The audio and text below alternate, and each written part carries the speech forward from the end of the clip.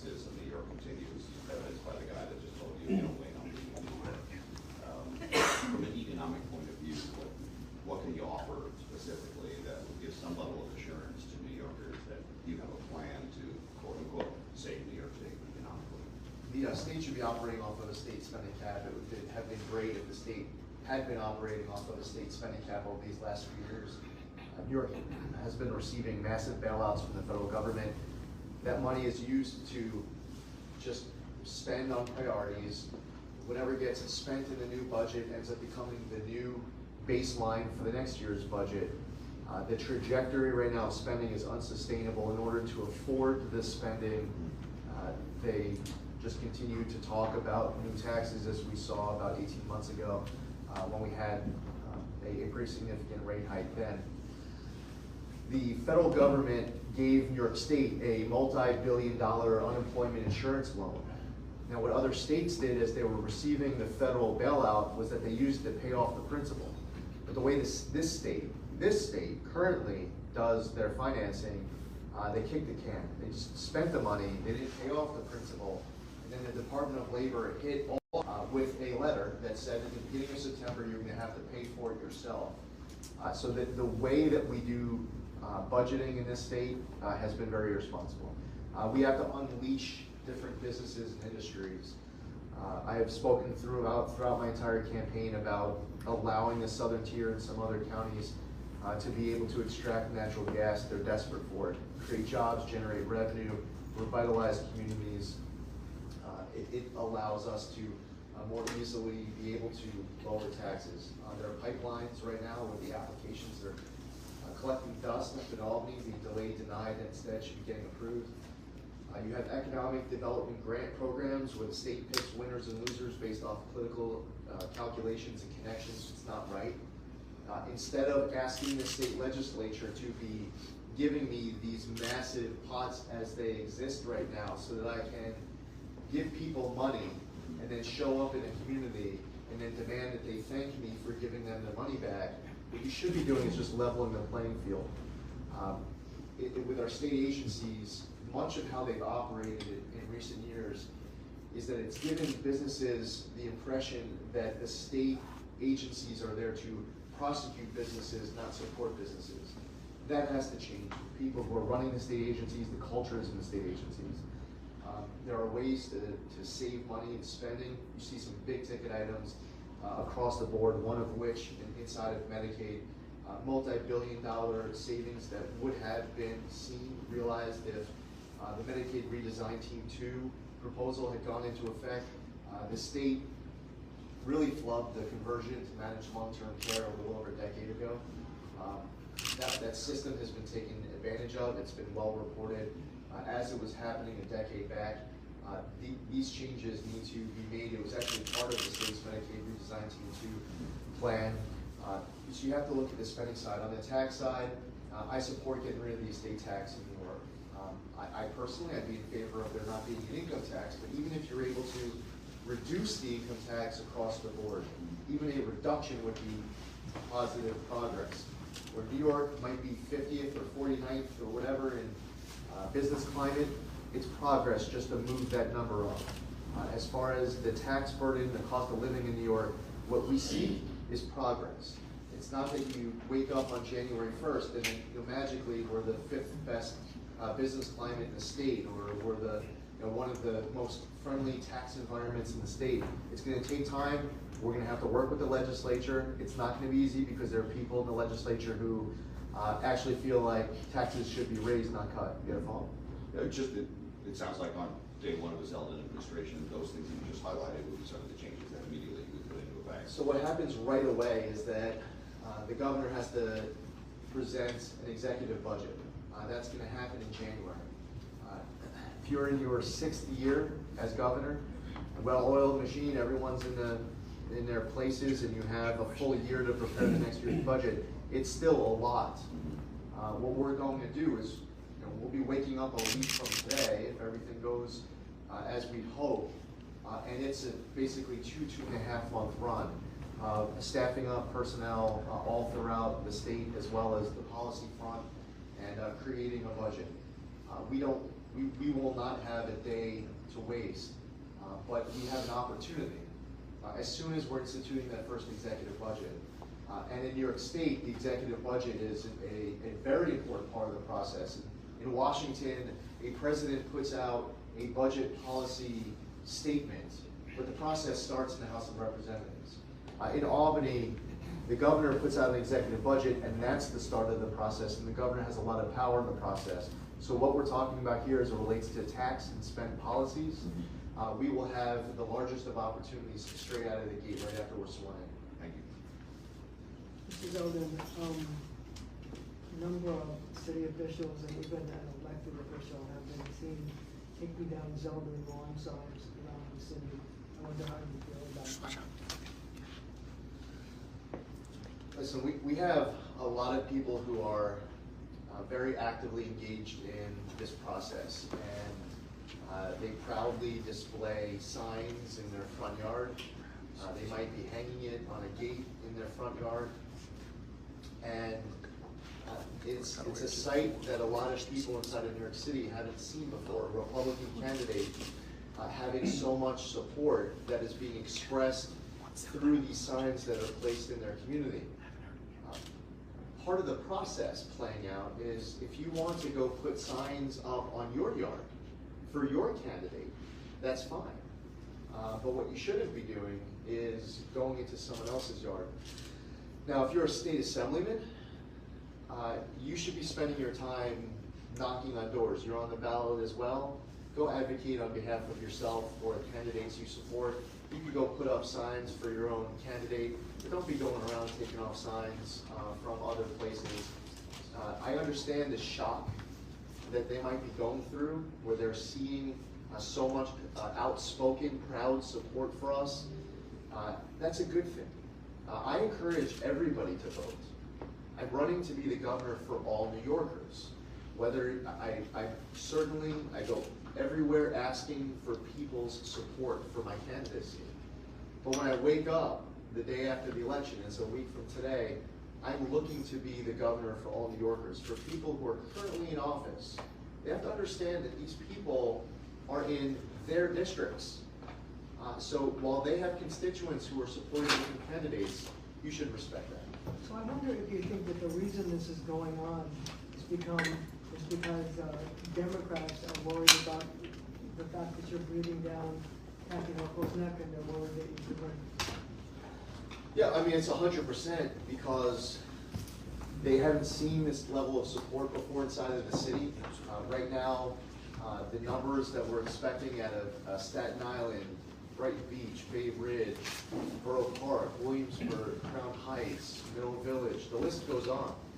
The support that we're getting from inside the Dominican community, the Orthodox Jewish community, these pockets of Asian American voters will do better with the black community than Republican candidates of the past. And I understand that there's a shock value to that for the Democrats, but quite frankly, Kathy Hochul caused this with her policies. She had an opportunity when she came into office, August of 2021, to be able to just hit the ground running, be tough on crime, to make life in New York more affordable. She made decisions that have alienated a lot of New Yorkers, and even if they're Democrats, they're supporting us. And as a consequence, we're going to do very well in New York City compared to Republican candidates in the past. So is this Democratic paranoia about your candidacy? I don't know what they want to call it. Well, what would you call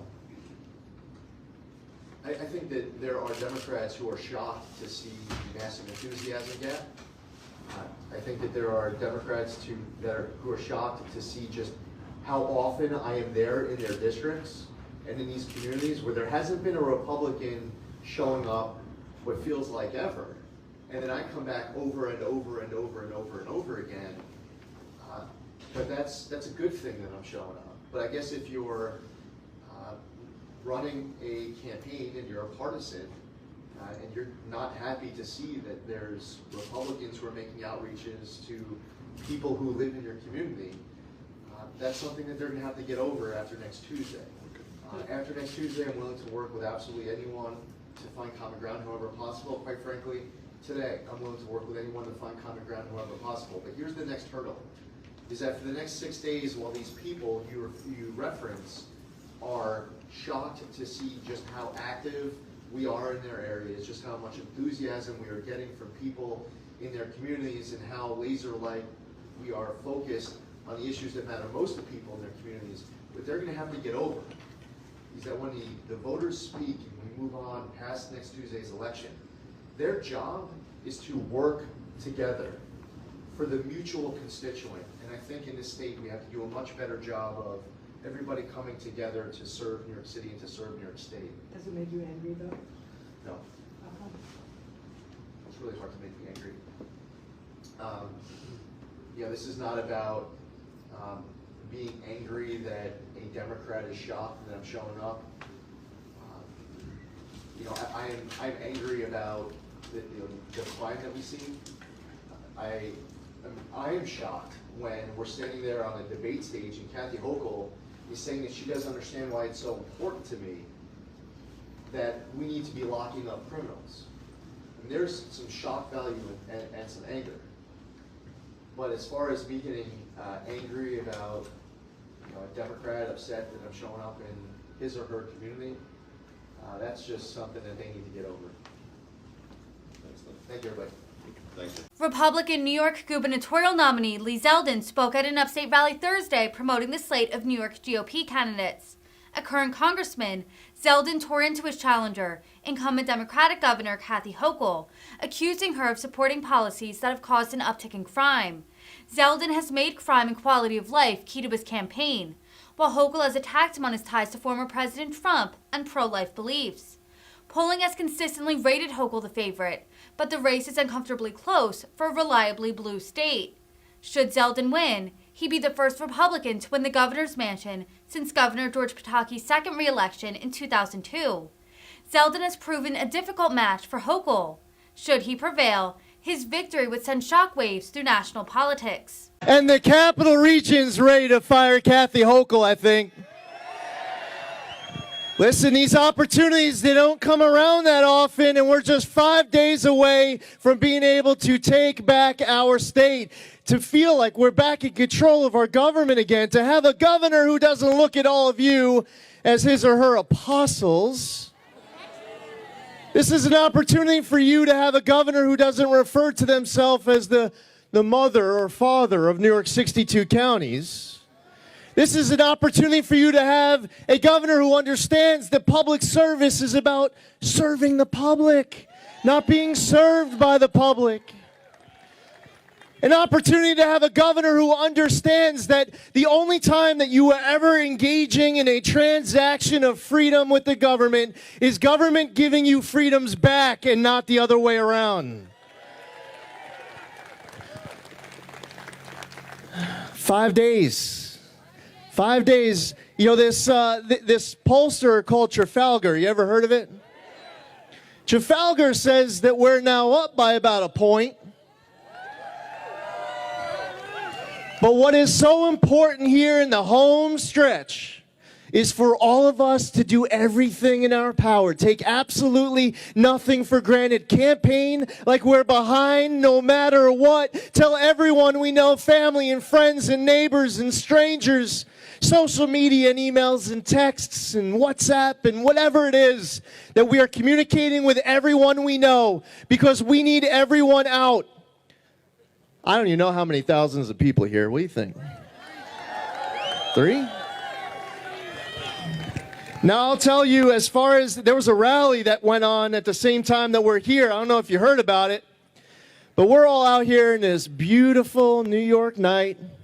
And while we're here, Kathy Hochul's rallying with Hillary Clinton and Kamala Harris.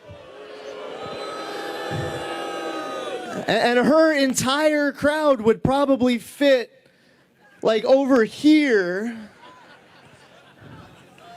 There is no doubt which campaign has the momentum and the energy, the enthusiasm to bring this home and to save our state. No doubt. But we have to close strong. We have to close strong. You know, when I got into this race, people say, well, look at how many more Democrats than Republicans there are in New York. There's no way. Now, there's a couple problems with that. One is there's also millions of other people who are actually not Republicans or Democrats. And right now, they're coming heavily our way, okay?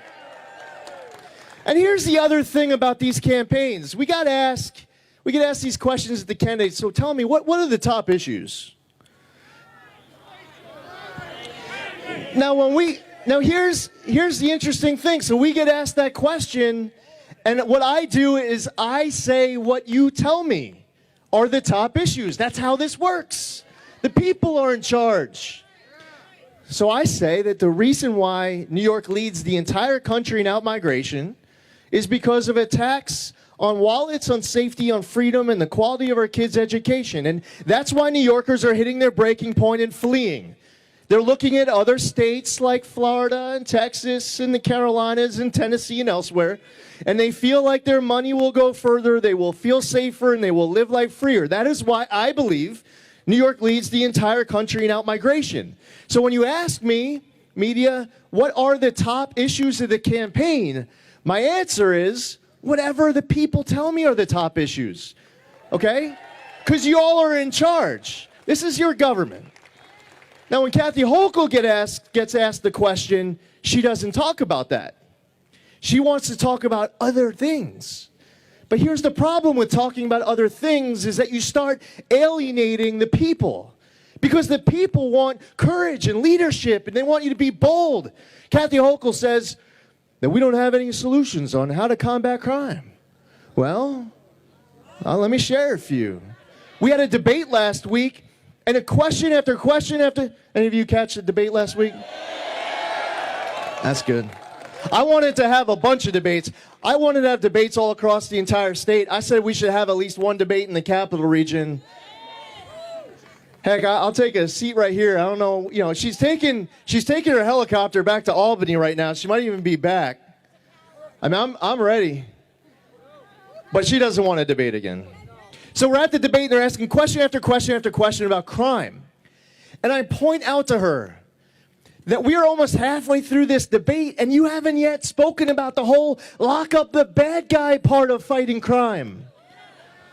And she says that she does not understand why that is so important to me. And when she says that she doesn't understand why that's so important to me, she's saying that she doesn't understand why that's so important to the people, to all of you. So she decided that she was going to do some cleanup. She went on MSNBC this past weekend. And when she was on MSNBC, she used the opportunity to say that this whole thing about fighting crime, that it's a conspiracy, and that we're data deniers. Now, here's the reality, though, is that if you look at a number of these major crime categories, they're up. Category after category after category after category. So if we're relying on the data, well, then maybe there's something here that we should be talking about. We don't want to be lectured. A few decades ago, they tried that back in the 1980s, telling it was just perception. There's nothing to see here. Just look away. But now you have cell phones and social media, and people see the videos. They see the news stories. And they decide, you know what, we want people in government to step up and lead. They're angry. They want their streets to belong to law-abiding New Yorkers and not belonging to criminals. Don't put the handcuffs on the law enforcement. Don't put the handcuffs on the law-abiding New Yorker. Put it on the criminal. And she's trying to lecture. That was her cleanup. So she says that there are no ideas. And listen, I have a couple of ideas to start with. Right after I'm sworn in, and hopefully all of you, January 1st, plan on being at the state capitol when you all get to swear in a new governor. I believe that we shouldn't be releasing violent criminals who just roam free on our streets. We have some weak prosecutors out there. They're not doing their job. They're not enforcing the law. So I've said that the first thing that I'm going to do, the first day that I'm in office, is tell the Manhattan District Attorney, Alvin Bragg, that he's going to be fired. Now, I want to be able to work with the state legislature. I think they should come to the table to fix all these pro-criminal laws. You see the story of Kiera Hudson just outside of Buffalo. And this is a mother of 3. And a few weeks back, her husband, charged with a slew of domestic violence offenses, gets released on Tuesday. No bail. Kiera was begging, you can't release him. He is going to murder me. The next day, in front of her 3 kids, Kiera was wearing a bulletproof vest, and Adam killed her. We saw the story of a dad who came up to Marist. He's getting a cup of coffee, checking out of a hotel for Parents' Weekend. It's supposed to be a special weekend. And he ends up getting killed. I even had a gang drive-by shooting on my front yard a few weekends ago. And if I'm as a 4-term member of Congress running for governor, it can have this happen on my front yard. It can happen to anybody. We want action. Y'all are angry. So if the state legislature is not going to come to the table, we are going to bring them to the table. On day 1, we are going to declare a crime emergency here in the state of New York. We are going to suspend cashless bail and raise the age and the HALT Act and less is more and the discovery law changes. When you go to sleep January 1st, these laws will be suspended. Now I'm talking suspension, not repeal. If we want to repeal these laws, we need the state legislature to come to the table. We're going to bring them to the table. That's the only way to get them there, apparently. One of the ways that you can help is getting a lot of great candidates elected to the state Senate and the state Assembly running in our local area. We have to break the supermajority. The capital region has so much opportunity to be able to get that done. Please support. This is one team, one ticket, top down, bottom up. We're all running together and we're talking about the same things to be able to save our state.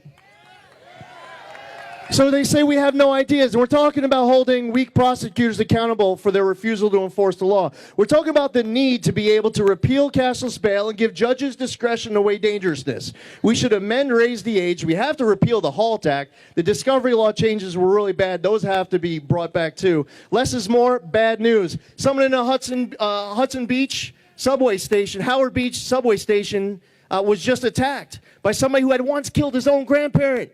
Violates his parole this past August. And what was reported was that the parole officer wasn't able to keep him detained because of less is more. When Kathy Hochul signed less is more, she released 191 people from Rikers Island. And a whole bunch of them immediately went out and committed additional offenses. How about we overhaul the parole board? They've been releasing too many cop killers, don't you think? We should change it from a majority vote to a unanimous vote. We should care about victims' rights. Victims should be able to provide their testimony and to have that considered. They should be noticed when there's a hearing that is taking place, and they should have the power to participate in an appeal. We should protect qualified immunity of law enforcement. Okay? They should be able to do their job that they're well trained to do without fear that they're just going to get sued by everyone who's getting upset with them throughout the entire day. I believe that whenever you're closing down one of these prisons, as we've seen, they should be making a decision. What are you going to do with it? With all the abandoned and unused property? I also think that there are some emotionally disturbed people on our streets, and they're confrontational. And they can't be on the streets. They're causing bad harm to other folks. And Kathy Hochul says that she thinks that they should come off the streets too, and her plan provides 50 beds. I assure you that that is missing at least 1 zero, probably 2. And it's important for them. So on our website, we actually put our Secure Our Streets plan. Kathy Hochul likes to say, they don't have a plan. We all have a plan, but what we lack right now is a governor with a backbone to do the right thing, to back our men and women in law enforcement, to make sure that we're firing those rogue district attorneys who refuse to enforce the law, to make sure that we're rolling back these pro-criminal laws while we have an Albany that thinks that they haven't passed enough pro-criminal laws. We have to make life in New York more affordable. One of the ways that we could do that is reversing the state's ban on the safe extraction of natural gas.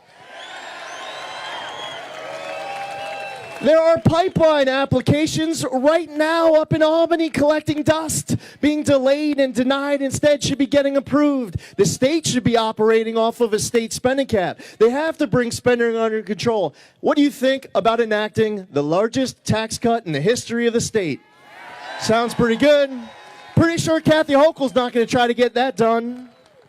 And by the way, if you want to get a COVID vaccine, get it. If you don't want to get it, don't get it. But don't get it because the governor called on you to be his or her apostle.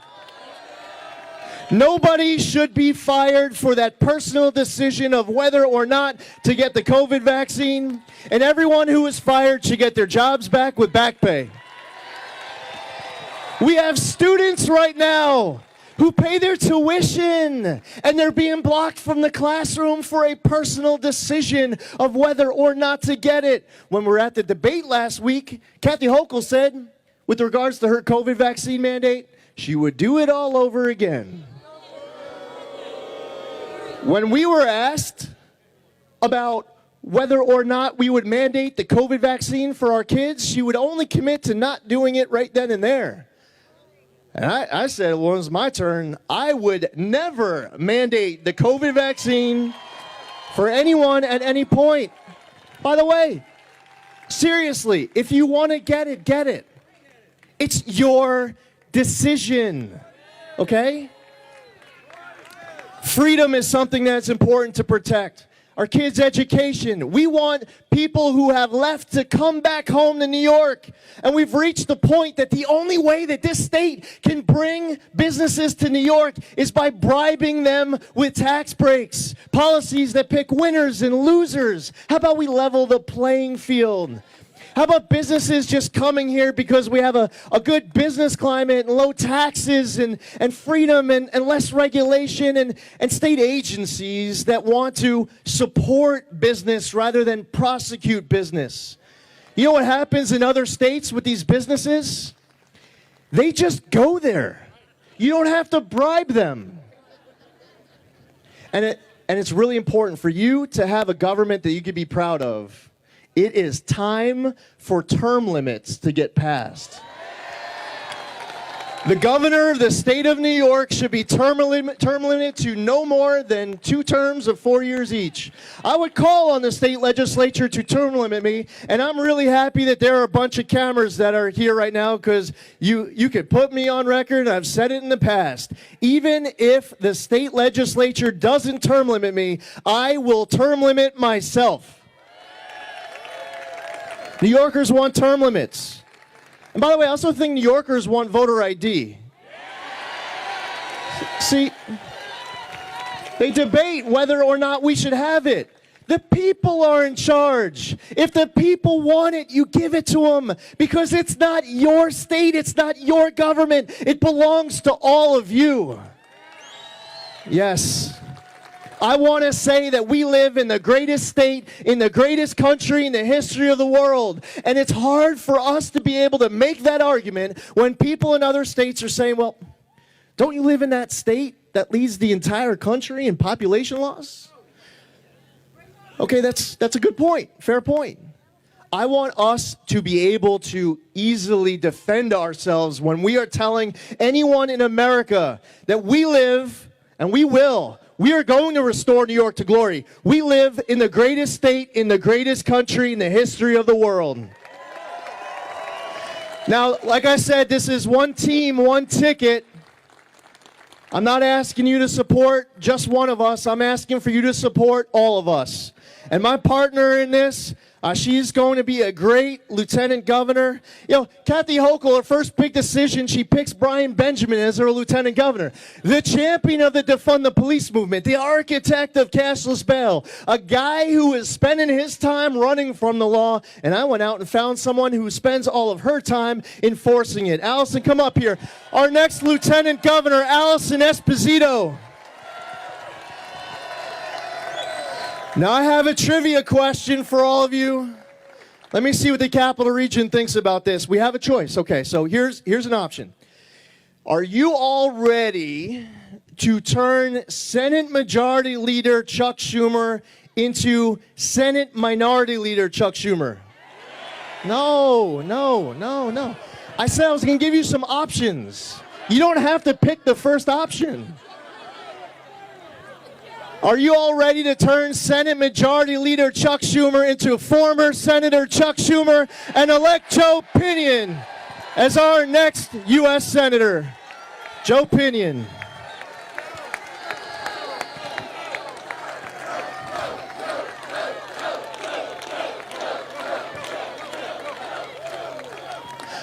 And listen, this is a statewide ticket. We have Paul Rodriguez running for state comptroller. I encourage you to support him. And we also have here with us tonight, you heard from Michael Henry running for New York State Attorney General. This is one statewide ticket, so I'm asking for you to support all of us. And you heard from her just before you heard from me. And I'm confident that she is going to be serving in the majority in January. And what I can't wait to see, by the way, is that she's also going to be next to Congresswoman Liz Joy. Okay.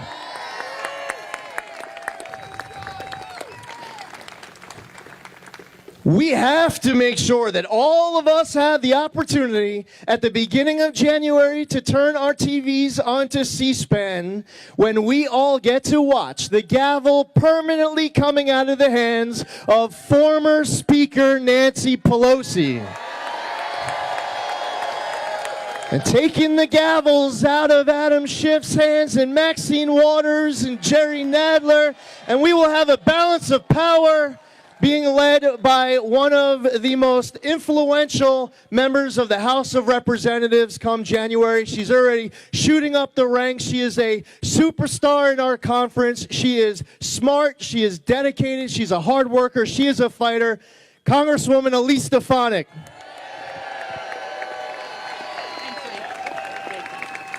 Like I said, though, we can't send her by herself. No. We need to send her with a new wing woman from the Capital Region. And come Tuesday night, I hope we all get to call her Congresswoman-elect Liz Joy.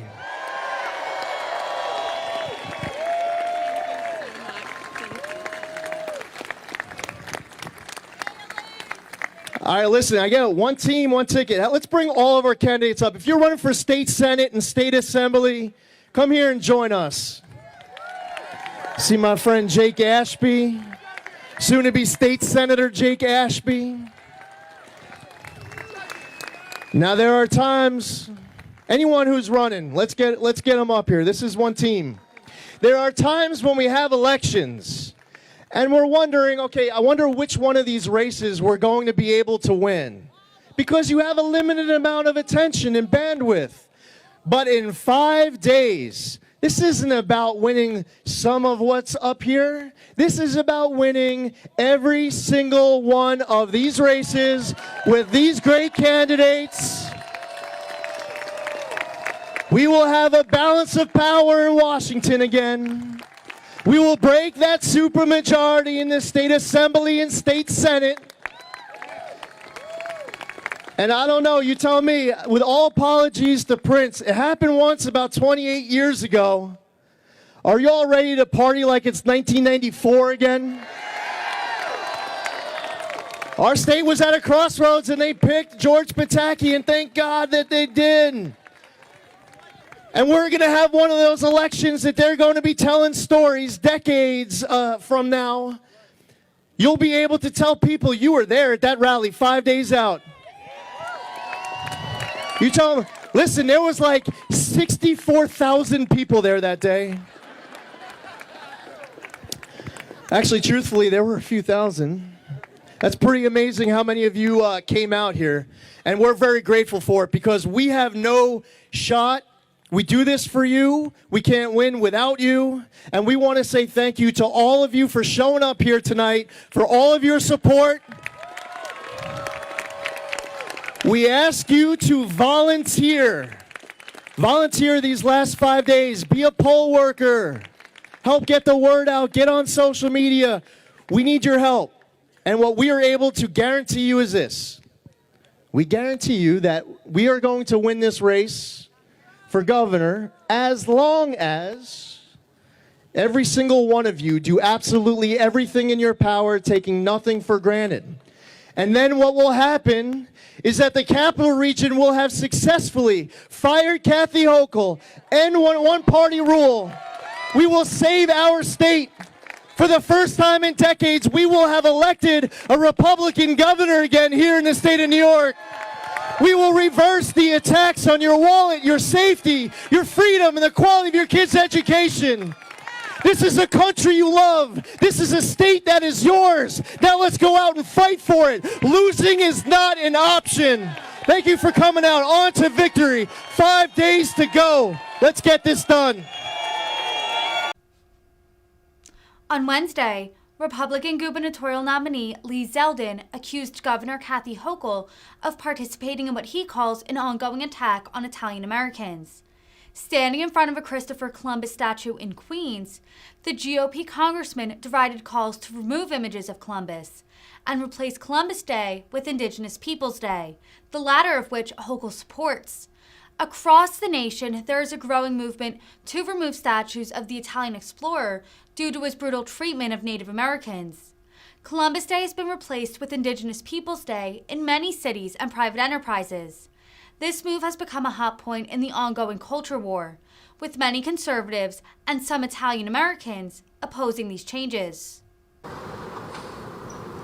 So, thank you for coming out. We are now approaching Columbus Day, and New York has a long, rich history of the relationship between the New York people and the Italian American community. And it is very important for the Italian American community to be able to celebrate the heritage and the history of their people with great pride. New Yorkers gather, not just Italian Americans, but also others, to celebrate on Columbus Day. We just saw the San Gennaro feast in Little Italy. Over the course of this past weekend, I had an opportunity to be with the community for the Columbus Lodge event in Massapequa, the San Gennaro Feast of the Hamptons, which was out in the Hampton Bays. And there is a growing attack now that is targeting the Italian American community to try to get rid of their heritage, to attack their heritage. Whether it is the statue that is here behind us, whether it is Columbus Day that is soon approaching. Legislation was just introduced in the state legislature in both the Assembly and Senate to rename Columbus Day as Indigenous Peoples Day. Last Columbus Day, Governor Kathy Hochul signed a proclamation to name Columbus Day Indigenous Peoples Day. So this is something that is very important to the Italian American community. There might be people who are out there and they say, well, they just don't care. We're all entitled to our personal views, our passions. But I'll tell you what, for the Italian American community, this is as personal as it gets. This is a source of pride for them. They want to see a strong partnership with the state government. As soon as Governor Kathy Hochul came into office in August of 2021, she instantly got rid of this liaison in an office for the relationship between the state and the Italian American community, and the Italian American community was blindsided by it. This is a relationship that needs to be repaired, and certainly a relationship that is at risk if Governor Hochul continues down this path of targeting Columbus Day. She made a big mistake by signing that proclamation on Columbus Day last year, and I'm calling on Governor Hochul to certainly not to do that again this year. I'm calling on state legislators to speak out against this new legislation that's just been introduced, while I'm sure the bill's sponsors are trying to rally support for more people to sign on as co-sponsors, and I believe that that would be a bad idea. And further, where we stand here again today, behind us is a statue that local progressive groups have tried to remove. But this Italian American community is strong, they're correct, and they continue to fight for what they believe. They fight for their heritage, and they do it with an incredible sense of pride. I'd like to introduce Joseph Di Pietro. He's the president of the Federation of Italian American Organizations of Queens. Joe. Thank you, Mr. Zeldin. Well, I don't want to say too many words. The one thing that I have in my heart is Columbus. Columbus was a great navigator, period. If we're gonna look at every closet, we're gonna find a lot of dead bones. He was a great navigator. We are so proud that his statue is here. This statue was donated by the Italian American immigrants, penny by penny. And now they want to take it down. I mean, we need a little respect.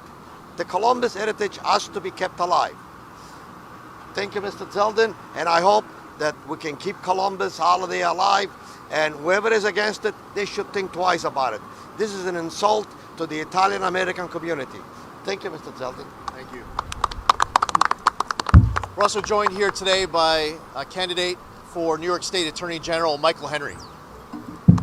Good morning and thank you all.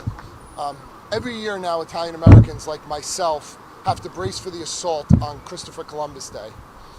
And we are not going to erase Columbus Day because this is a sign and a symbol of the growth of the Italian American community in New York. Over 165 years ago, Italian Americans came to Ellis Island and many of them found their way to New York. And the reason they found their way to New York is because most people don't know they initially went to New Orleans and the anti-Italian sentiment was so bad there that they had to relocate and start coming to New York. My father had relatives that came here from Naples, Italy, and changed their name and Americanized it because of anti-Italian bias. And nearly 100 years later, we're here still fighting anti-Italian bias. Now, back in 2017, we saw how they tried to politically purge the Columbus Circle. That statue was built on donations from Il Progresso and Italian immigrants. This is a sense of pride for them. And it's simple. Italian Americans have helped build this city. The construction of this city, stonemasons. We have an airport right here named after an Italian American mayor. And nobody is saying you cannot have an Indigenous People Day. What we are saying is you don't have to tear down Italian American history in the process. In the contrast to the left, that's all about destruction, we believe you could bring another community up and recognize them without tearing another community down. Thank you, Michael. We are also joined by candidate for United States Senate, Joe Pinion. Well, I'm good.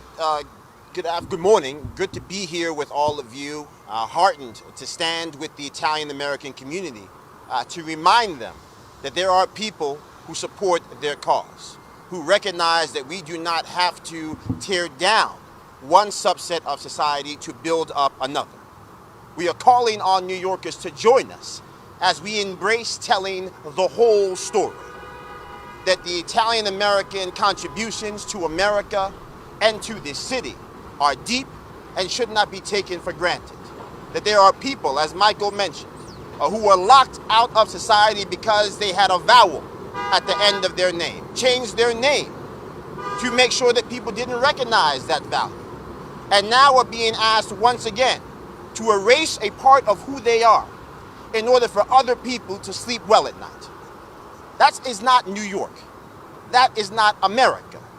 And it is time to put down our political grievances and acknowledge the humanity that is embedded with each and every single one of us.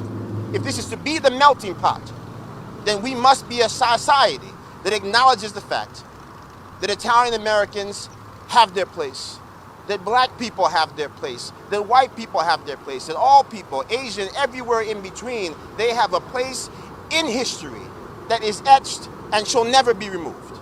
And so I thank Lee Zeldin for coming here to help us spread this message all across Queens, all across this city, and all across this country, that the age of division is over, that we are here to say that every American should get to tell their story on their own terms. Thank you so much. You want to promote your Columbus Day parade? Oh, yes. Thank you. I almost forgot. On Saturday, October 8th, we're going to have our Columbus Day parade. We start off by Kaufman Studios. We go down, we go up Steinway Street. We come down 30th Avenue. We're finishing here. You're all invited to come. It's just celebrating Columbus, the great navigator. That's it, period. Thank you. Thank you, Joe. And we're also joined by the Queens County Republican Committee Chair. Tony Nunziata is a very active leader in the Italian American community here in Queens and in neighboring boroughs as well. So thank you for joining us as well, Chairman. and for other leaders here who are with us today. And with that, New Hampshire. You know, we live in the greatest country in the history of the world. American exceptionalism is something that none of us should ever have to apologize for. And right now we are in a moment where on the world stage, we not only have conflicts that are brewing, but we have other adversaries who are watching. They look to see the leadership that we have in the United States of America. Many of them hold us up on that pedestal. It's not because of how great we all are today, but we are held up on that pedestal because of generations who came before us. We're willing to give up everything in defense of these flags, our freedom, our liberty. Our service members and our diplomats sacrifice so much to put us here. If you were like me, you wake up on an August day in 2021, seeing Afghanistan overrun by the Taliban right after a withdrawal of the United States government. We saw it coming, yet we see billions of dollars worth of equipment, all the lives lost, the people wounded, the expense, and all of a sudden all that sacrifice gets turned over and 13 Blue Star families become Gold Star families. And you know it wasn't just about Afghanistan. Because Putin was watching, China was watching, North Korea was watching, Iran was watching, to see what kind of an underbelly we have, what kind of a spine we have as a nation. You know China wants to go into Taiwan. We saw Russia go into Ukraine. North Korea test firing missiles, Iran ramping up uranium enrichment. On September 11th of 2023, the United States government announced a ransom payment to Iran on September 11th of $6 billion. And then we woke up just a few days ago to a horrific sight of Hamas terrorists committing the worst offenses targeting Jews since Nazi Germany. We stand proudly and unapologetically shoulder to shoulder with our nation's great ally Israel as it works to eradicate Hamas terrorists. We do it understanding with the clearest sense of purpose what these alliances mean. I don't like wearing this suit as much as the one I get to wear the next 2 days. I leave here to go head off to reserve duty, and when I take this suit off and I put the other one on, there's no politics. Quite frankly, I don't care as a soldier who the president is. I'm there to serve. And I, as well as many of you in this room, would be willing to die for this flag and this freedom. We have a mission over the course of this next year to save America. It is imperative that when primaries are over, that we move forward as one team, top down, bottom up. Whether you are running for President of the United States or U.S. Senate or Congress, or you're running for a local office. You know, New Hampshire now has more Republicans than Democrats, so you all should be very proud of that. Now, just a couple states over, I come from a state called New York, where we have over 3 million more Democrats than Republicans.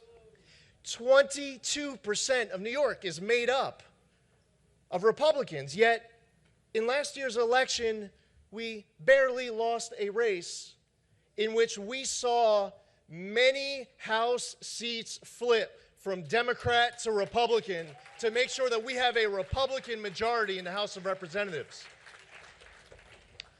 And we need to unite, and we need to make sure our own house is in order. I congratulate Jim Jordan today on winning the vote.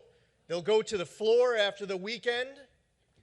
And I'll just say this to all of my friends down in Washington. I served with them for 4 terms for 8 years.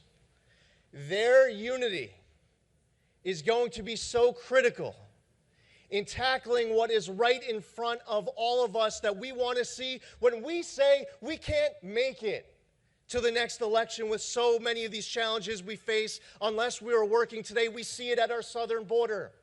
When we get gaslit that everything is secure by Mayorkas, and we say, why don't you just finish construction of the border wall? Why are you ramping up catch and release? Why did you get rid of Title 42? Why did you get rid of the Remain in Mexico policy?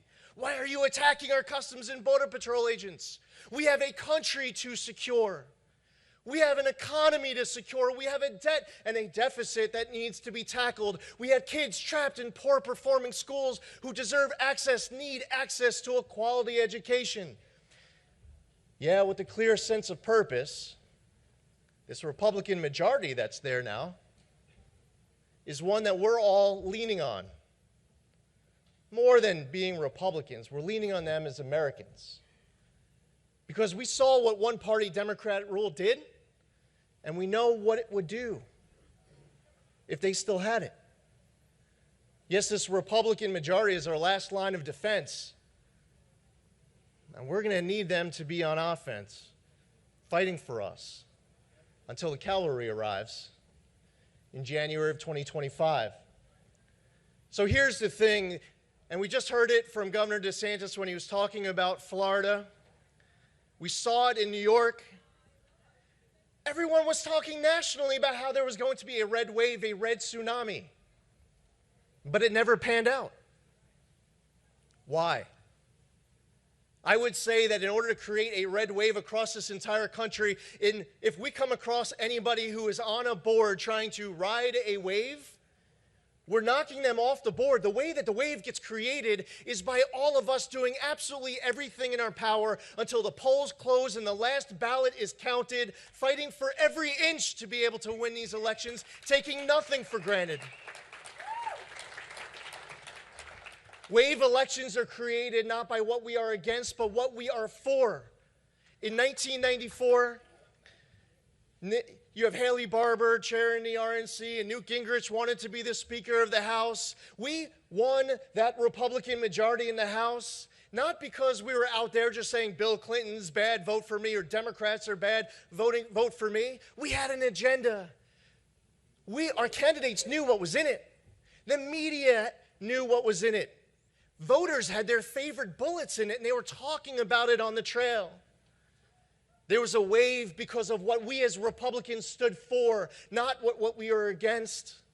And in New York, we had primaries. I had a 4-way primary for governor. There were primaries up and down the ballot. But the reason why we were successful in a state that only has 22% Republican was because when the primaries are over, I don't care what side you were on any of these primaries, we are all on one side of one team. And more important than that team as Republicans is for this flag. It's for this country, knowing what is at stake if we come up short. And it's about getting into the cities. Getting uncomfortable. When our high-paid political consultants tell us it's not worth it going into that very blue, that very Democrat area, they'll never vote for you. Let me tell you what I experienced. They're waiting there with open arms. The Democrat voters in these areas haven't seen Democrats in a long time either. Republicans aren't going because they feel if they go, they'll never earn their vote. Democrats aren't going because they feel like even if they show up, it doesn't matter. Whether they go or not, they're still going to have those votes.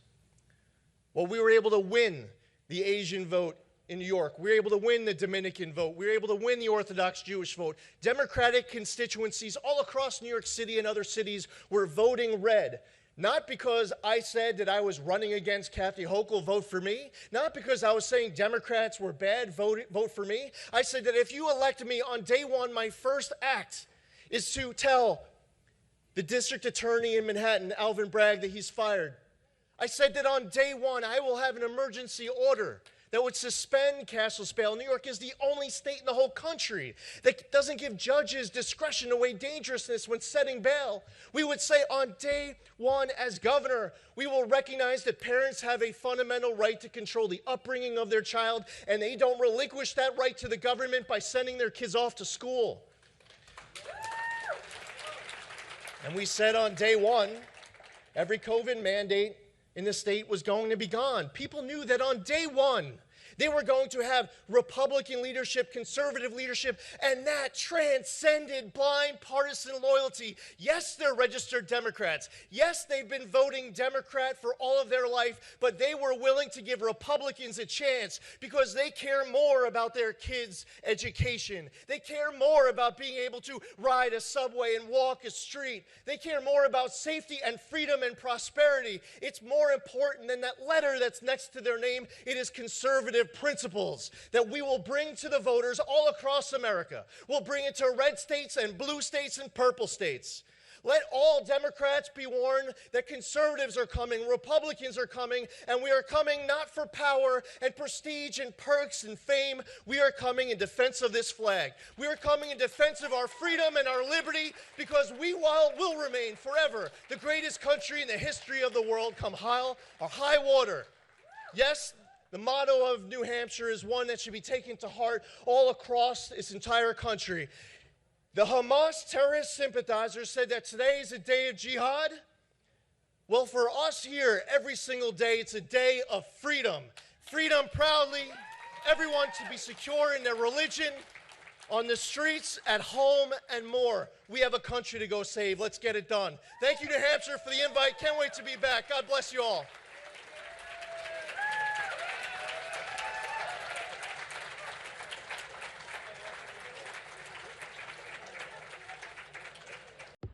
I'm Lee Zeldin.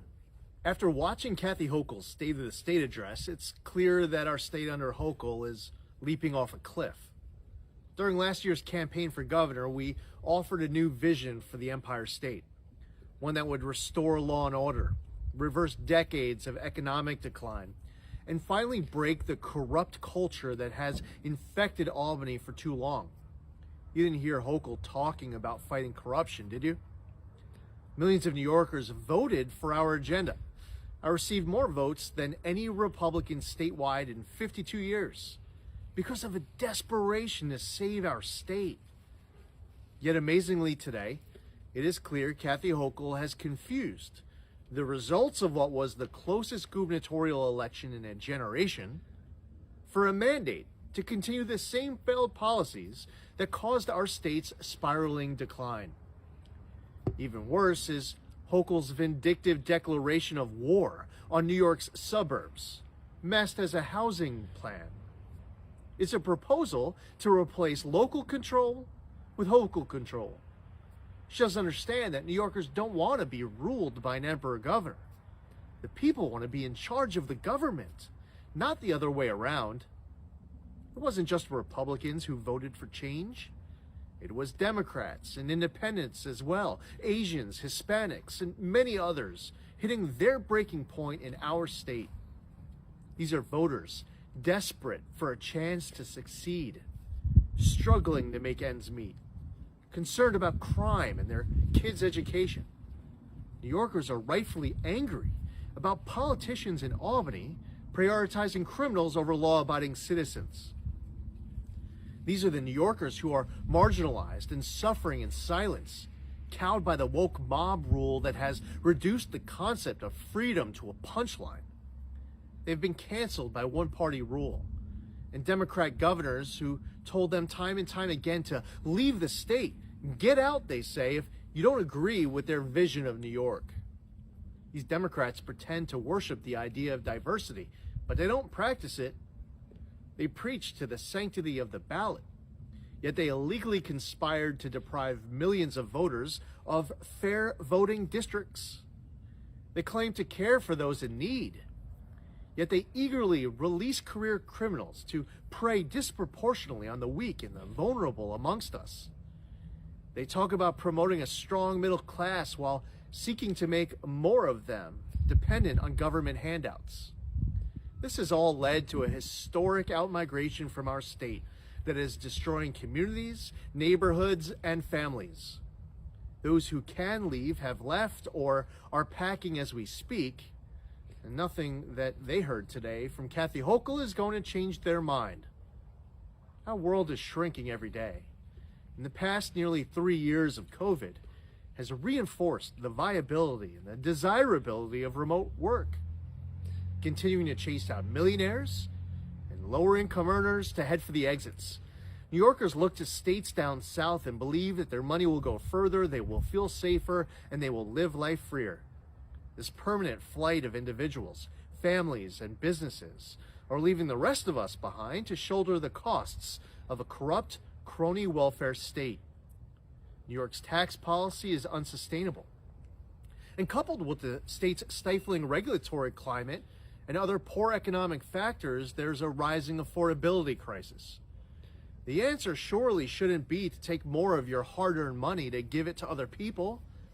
The well is drying up for many who are deciding enough is enough. And when you boil it all down, that is the essence of the Hochul Democrat vision for New York. The same is true of the business community. Albany's pitch for a business to move to New York isn't based on a great business climate, low taxes, a friendly regulatory environment, and pro-business state agencies. No. Instead, we've reached a point that Albany's pitch is to offer one-off bribes to try to make up for having one of the worst business climates in the history of our country. The tax burden is crushing, and the regulatory environment is oppressive. And so the bribes get bigger every year on every deal. This isn't rhetoric. New Yorkers are the highest taxed in America, and our business climate is consistently ranked as one of the worst in America. Kathy Hochul's budget and financing plan for New York, which breathtakingly features her special interest in pay-to-play corruption, is a model that will eventually collapse. New Yorkers are going to be left holding the bag. Hochul's State of the State address was another small swing and a big miss. Here are 10 of the dozens of items I would have been sure to feature if delivering this speech today for Hochul. 1, term limits. No statewide elected official should serve longer than 2 terms of 4 years each. 2, declare a crime state of emergency and suspend cashless bail, raise the age, less is more, the HALT Act, and recent discovery law changes. Lift the cap on charter schools. Give judges discretion to weigh dangerousness when setting bail. Reverse the state's ban on the safe extraction of natural gas. Approve new pipeline applications. Enact the largest tax cut in the history of the state. Rehire all public sector employees who were fired for their personal decision against receiving the COVID vaccine. Fire weak district attorneys who refuse to enforce the law, including Alvin Bragg. Refuse to meet with any campaign contributors soliciting business from the state. In the meantime, New Yorkers will continue to suffer with incompetence and fraud with no accountability. Hundreds of millions in taxpayer dollars doled out in pay-to-play corruption scandals like Hochul's COVID testing debacle that grew more brazen every day. Billions just vanished in fraud. And Hochul's incompetence doesn't just waste taxpayer money, it costs lives. The Buffalo area saw 44 people recently die in a storm that was accurately forecasted a week ahead. This is a failure of leadership and a failure of management. And once again, those who suffered the most are those who are the most vulnerable. The truth is, in Albany, our state is run by a cabal of back-scratching politicians whose only end game is the maintenance of the status quo. We won't see an accounting of what went wrong in Buffalo. Like we will never see anyone held accountable for the deadly nursing home policy that killed thousands of our parents and grandparents. Nothing Kathy Hochul said today is meant to change that. Despite the dire reality of life in New York under Kathy Hochul, I have faith in the rest of us as New Yorkers, in the strength of New Yorkers. In recent days, we have seen that strength of faith and family on display. We've seen how faith can bring us together, how family give us strength, how faith amplified by the power of social media can be a tool for good, how faith can transform the most dire circumstances into a bastion of hope. The remarkable recovery of Damar Hamlin, his strength, his belief, his family is a testament to the best of us. The very best of New Yorkers is inside of us, each and every one of us. Faith and family are not antiquated concepts. They should not be derided, demeaned, or dismissed.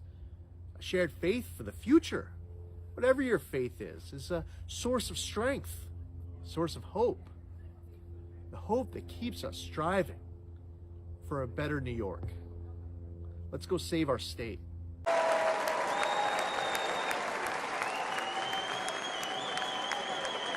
Hello, Wisconsin.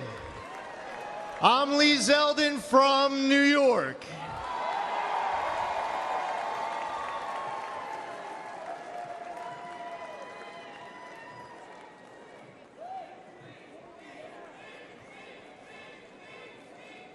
A nation led by President Trump is a nation stronger, safer, and more secure.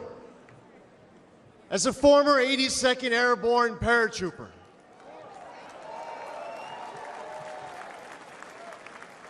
I want a military focused on being the world's greatest fighting force, not its biggest social experiment.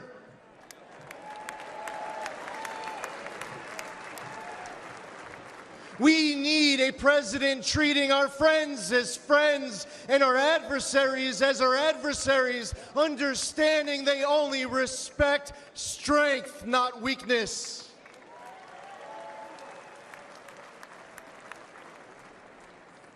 I was on the House Foreign Affairs Committee under 3 presidents, but only one ended wars without starting new ones. President Donald Trump.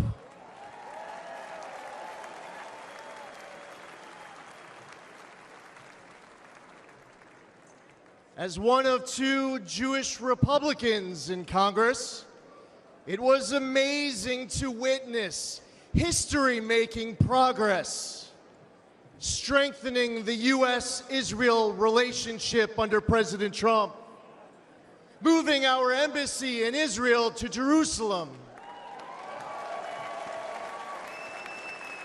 recognizing Israel's sovereignty over the Golan Heights, and launching the Abraham Accords, which no one said was possible.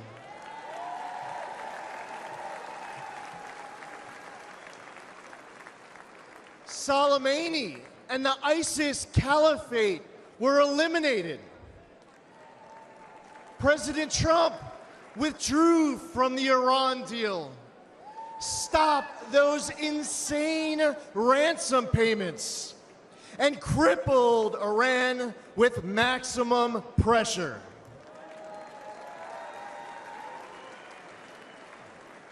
But then, everything went downhill under Biden.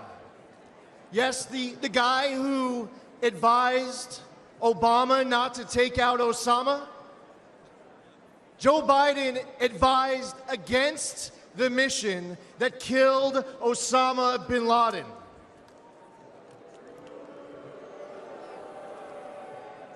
As an American, and especially as a New Yorker, that's unforgivable.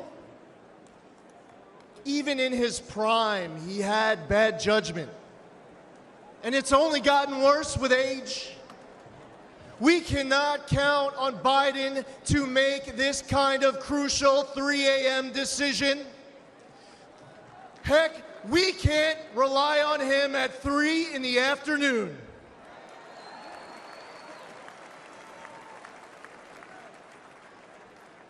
he has refilled Iran's coffers. Since October 7th, Biden has pandered to anti-Semites who cheer Hamas's attack. All while Americans are still being held hostage in Gaza. Biden turned 13 Blue Star families into Gold Star families with his fatal withdrawal from Afghanistan, and then he lied about it during last month's debate, claiming that no service members had died under his watch.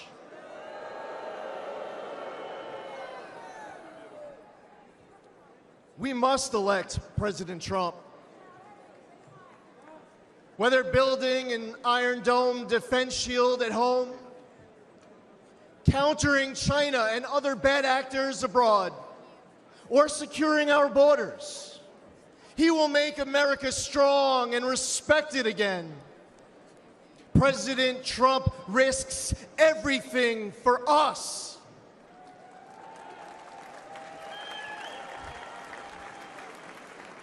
We need him back in the White House now more than ever before.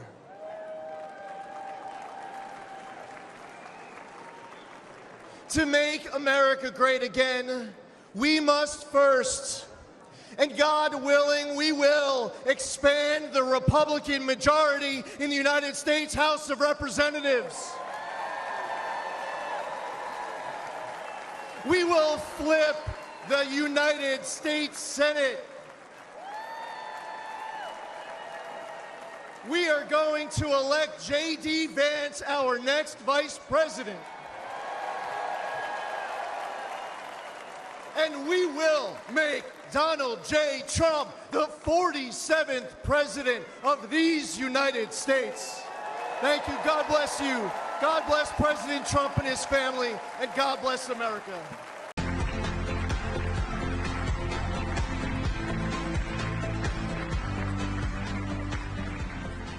I'm so excited to be here. You know, at a moment like this, the stakes couldn't possibly be any higher for all of us to gather here in D.C.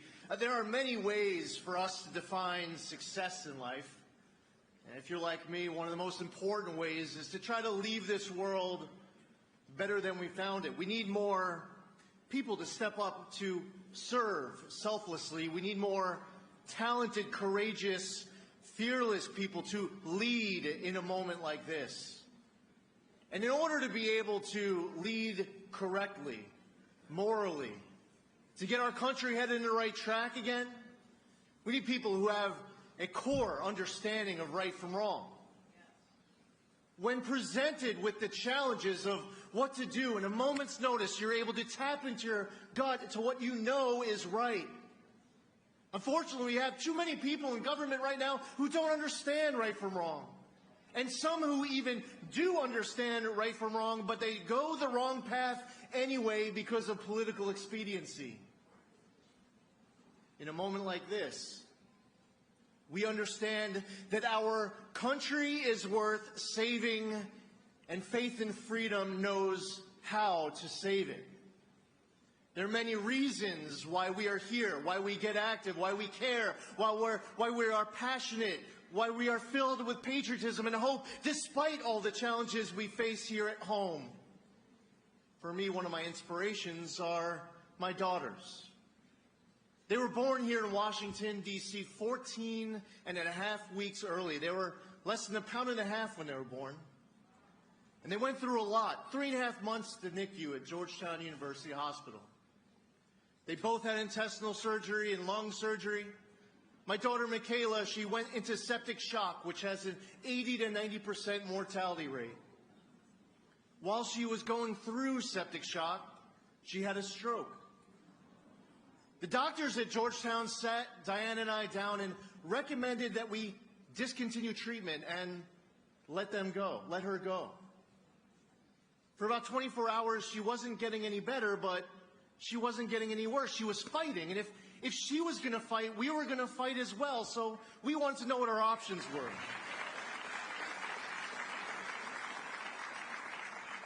And we elected to do a very risky brain surgery. And Diana and I went to the incubator and we said goodbye. And we didn't know if we were ever going to see her again. See, the doctors, when they were recommending we discontinue treatment, they said that even if she survives, she won't be able to see, walk, talk, and she'll have cerebral palsy. They were trying to talk us into giving up and letting her go.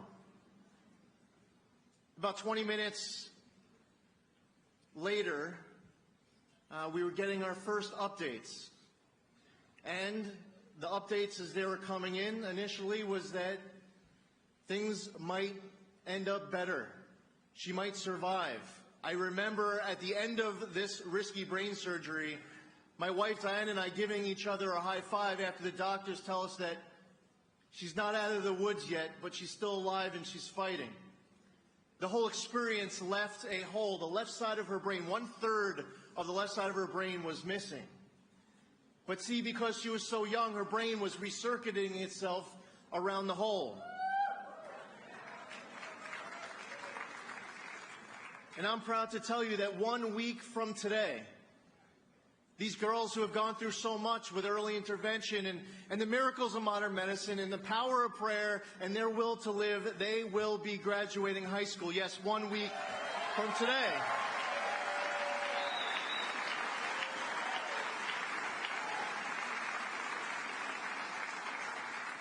We all have the big reasons that unite all of us of what we fight for in a moment like this. We have our own personal reasons of what inspires us to get active. Maybe it's our family, it's our community, it's our state, it's our country. We are here from all corners of America with a clear sense of purpose of why this nation at this crossroads, at this moment, we cannot rest.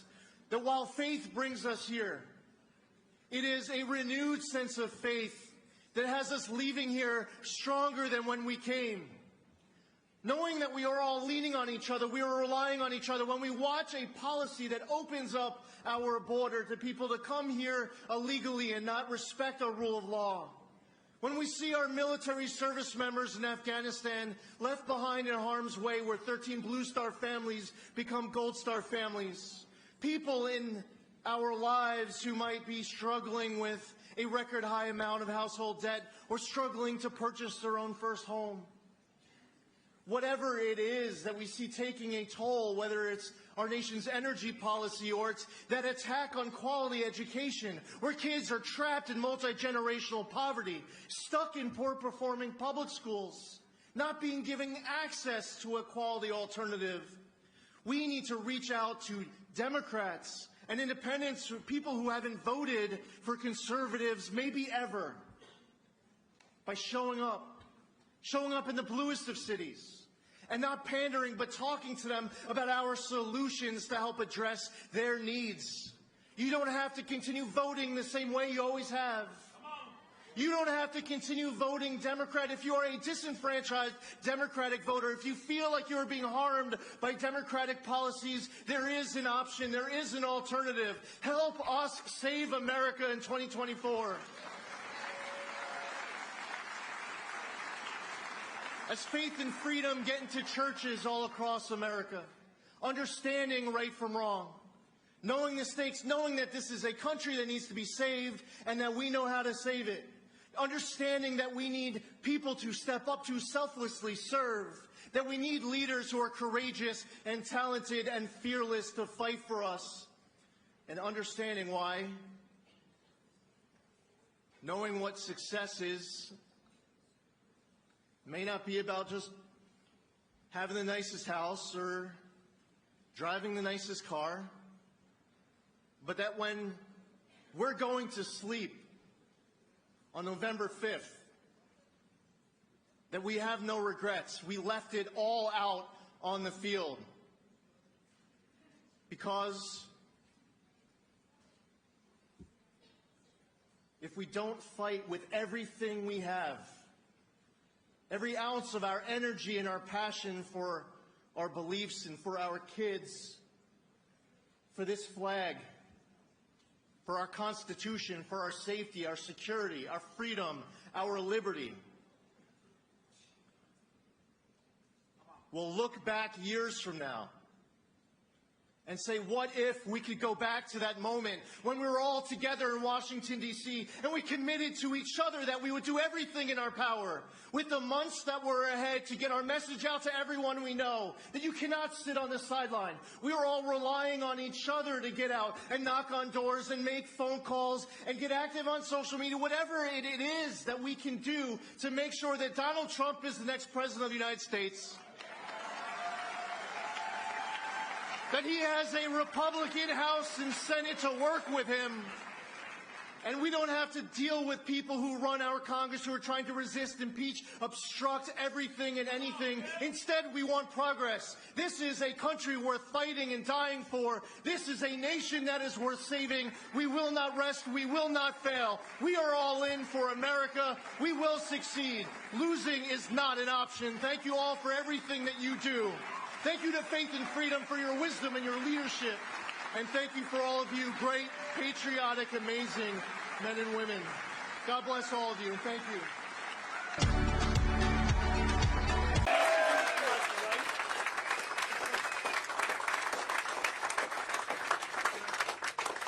We just want to have a good day for America tomorrow. We're watching what's going on at our border. We see policies from this president opening that border. We see a governor of this state encouraging people to come here illegally. Sanctuary city policies and sanctuary state policies. We've seen one bad day after another. We see an ineffective foreign policy where we have to witness 13 Blue Star families become Gold Star families with a fatally flawed withdrawal from Afghanistan. We know that other nations are watching when Putin wants to go to Ukraine and China wants to take Taiwan and North Korea wants to ramp up missiles.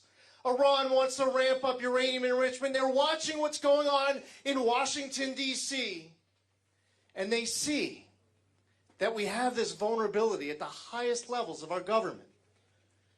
We want tomorrow to be a good day for America, a good day to secure our border. A good day for accountability of this president and his party. We care about the prosperity of our community, the future for our children. Tomorrow's going to be a bad day for Ilhan Omar and the squad. They've met some pretty formidable opponents along the way. But I got to tell you, Omar and Tlaib have never met Mazi Pilip.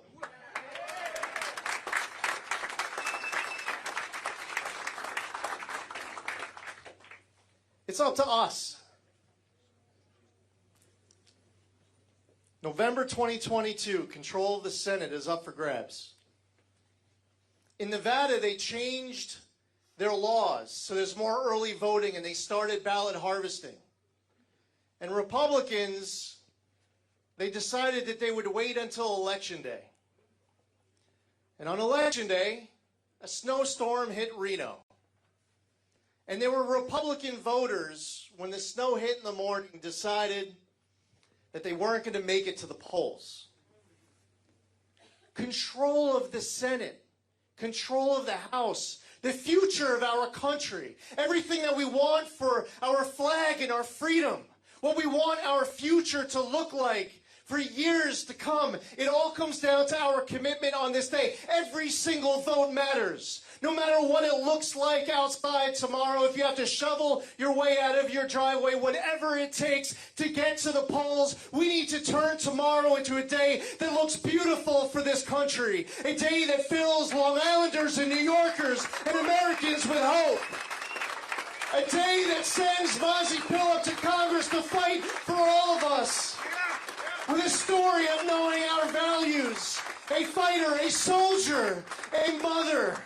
Someone who will hit the ground running as a true leader to hold the other side accountable, to fight for all of us each and every day. A true fighter in every sense of the word. Yes, over the course of the next 24 hours, we are fully committed to doing everything in our power to make sure that your next speaker, our next congresswoman is sworn into office to fight for all of us. We need that great day for America. Let's give a big round of applause to that woman we've been hitting the street so hard for, the woman woman who we will elect tomorrow as the next Congresswoman from the 3rd Congressional District. A big, warm welcome to Mazi Pillow.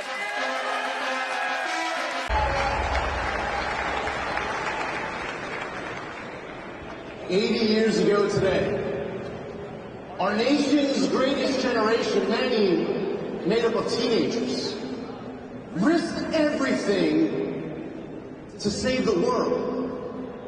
It was the ultimate battle of good versus evil. We defeated Hitler and the Nazis. We liberated concentration camps. We preserved freedom. We live in a country that is worth fighting and dying for. We are the greatest country in the history of the world. But there still are great challenges, many from within. With every fiber in our body, with every ounce of energy harnessed to achieve the extraordinary. In this moment, we have to work harder than ever to be able to save America. The stakes have never been higher. I'm here today with my 17-year-old daughter. My wife Diana and I have identical twin girls, Michaela and Ariana. They were born in their 2nd trimester. They weighed just 1.5 pounds. And now, 2 weeks from today, they'll be graduating high school. Protecting life and education and family is as personal as it gets. Also this month I started proudly my 22nd year of service in the United States military. And if I had to go back and do it again, I would sign up in a heartbeat. Because defending this country and defending freedom is as personal as it gets. For Americans like us here in this room, this election in 2024 is as personal as it gets. We can't fail in this mission. If we do our part in January, we'll get to watch Trump Force One wheels up from Palm Beach, carrying our next president back to Washington, D.C. to get sworn back into office again. On that plane are our dreams for America's future. To have a more secure border and a stronger economy, less crime and more freedoms. To have a government again that believes it exists to serve the people rather than the other way around. This is a campaign about restoring American greatness and redeeming the American spirit. If it all goes well, there will be historic events that are going on both sides of the Capitol on January 20th, 2025. I'm not talking about Republicans and Democrats or House and Senate. I'm talking East and West. On the east side of the Capitol that day, Joe Biden will board Marine One for a final time to leave office for good. The Biden administration can't get out of office fast enough. James Madison wrote in Federalist 10, "Men of factious tempers, of local prejudices, or of sinister designs, may by intrigue, by corruption, or by other means, first obtain the suffrages and then betray the interests of the people." Under Biden, our country has been heading downhill. Open borders, high inflation, rising crime, exploding anti-Semitism, a disastrous foreign policy, and a weaponization of the government against its people. It's up to all of us to turn it around. On the west side of the Capitol, on January 20th, God willing, Donald J. Trump will be sworn into office as the 47th President of the United States.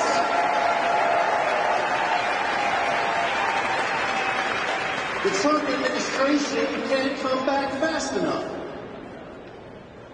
James Madison also wrote in Federalist 39, to ascertain the real character of the government, it may be considered in relation to the foundation on which it is to be established, to the sources from which its extraordinary powers are to be drawn, to the operation of those powers, to the extent of them, and to the authority by which future changes in the government are to be introduced. We are in a campaign to make our country the best version of itself, unlike Democrats who are trying to change our country into being like some other countries somewhere else. We just want to make America great again.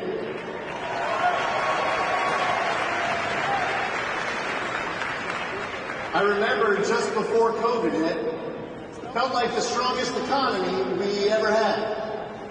The borders were secure, foreign wars were ending, parental rights were being defended. America was back. Finally, now it is once again within reach. We have to work as hard as we possibly can to make sure that we do not come up short. After 8 years in Congress, in 2022, I ran for governor in the blue state of New York, where New York is only 22% Republican, but we're able to get just under half the vote. And importantly, we were able to flip several House seats and end the one-party Democrat rule in Washington, and get rid of Speaker Pelosi and Chairman Adam Schiff and Maxine Waters and Jeremy Nadler.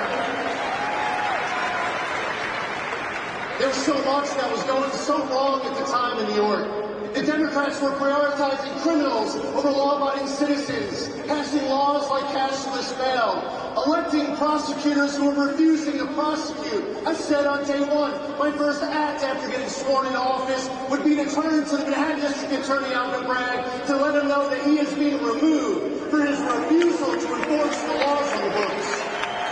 Raising taxes, crushing freedoms. We've seen disastrous one-party Democratic rule in Washington and inside state capitals and inside of blue cities.